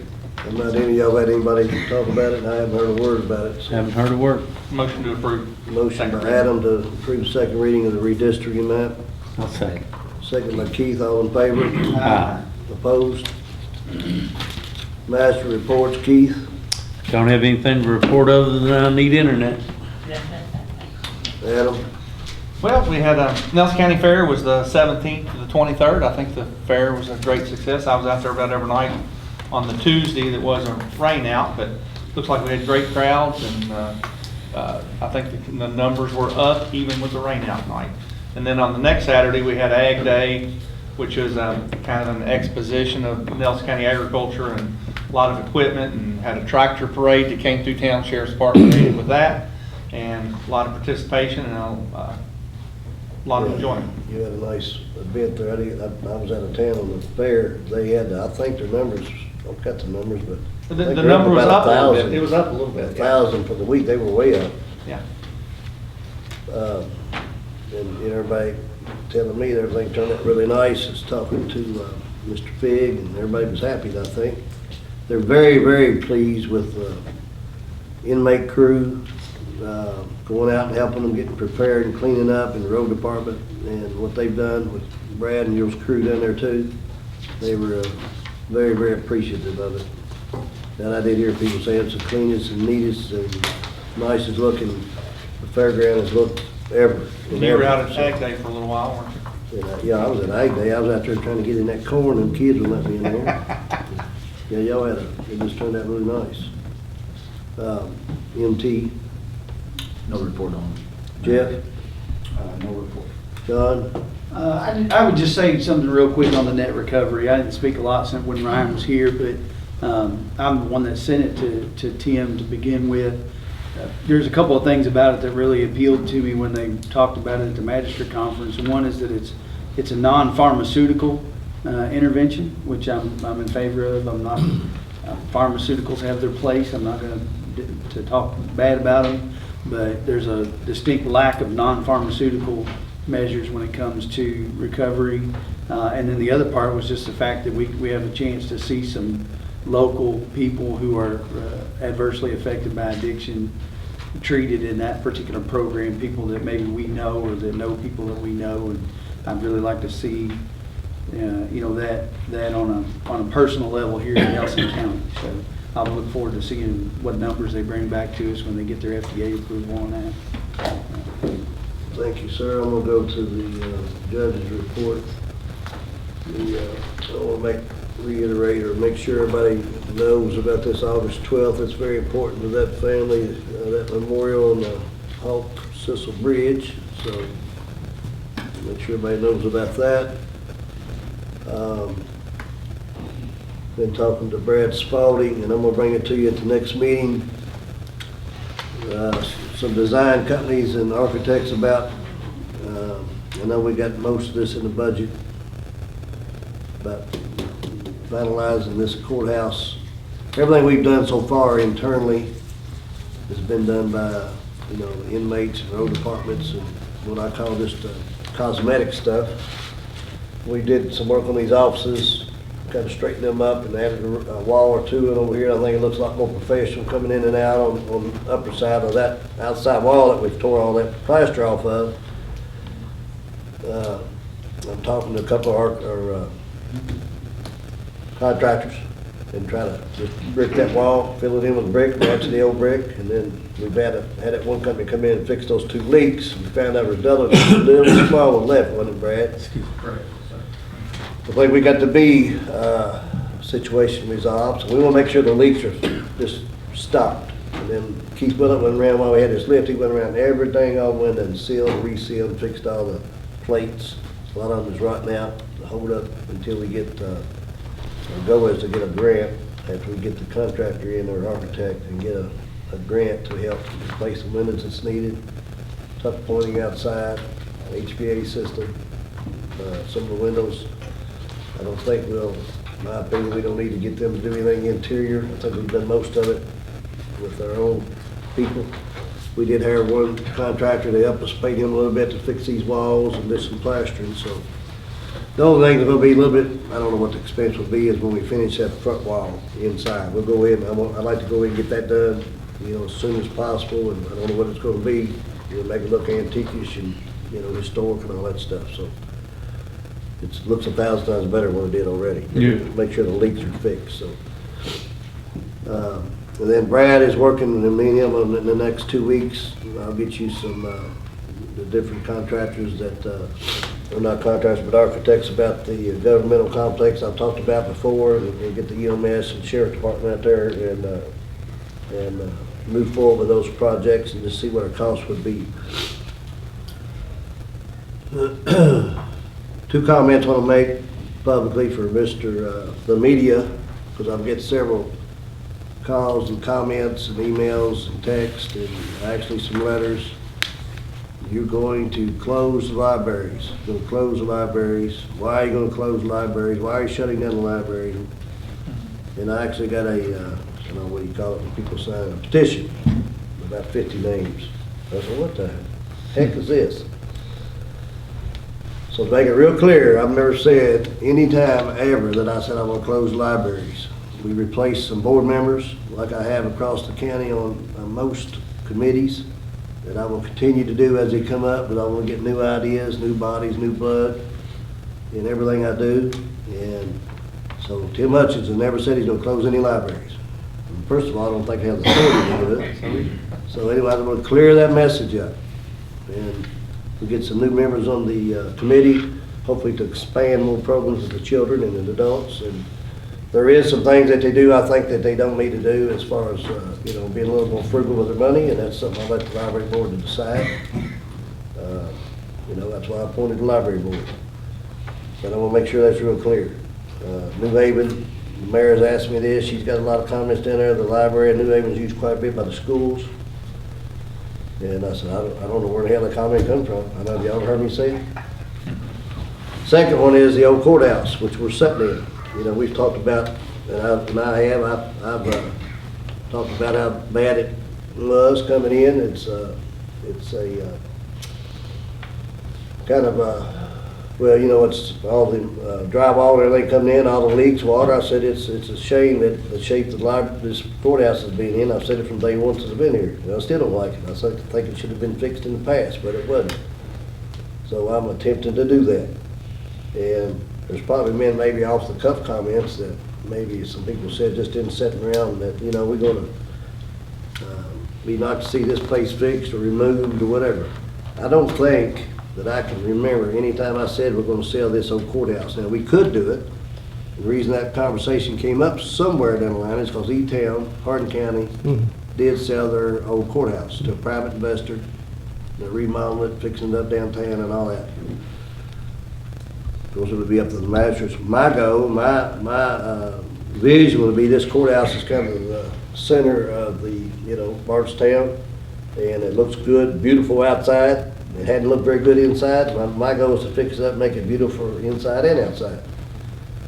So, then we've got the tourist and chamber and the BIDC, everybody downstairs that uses it.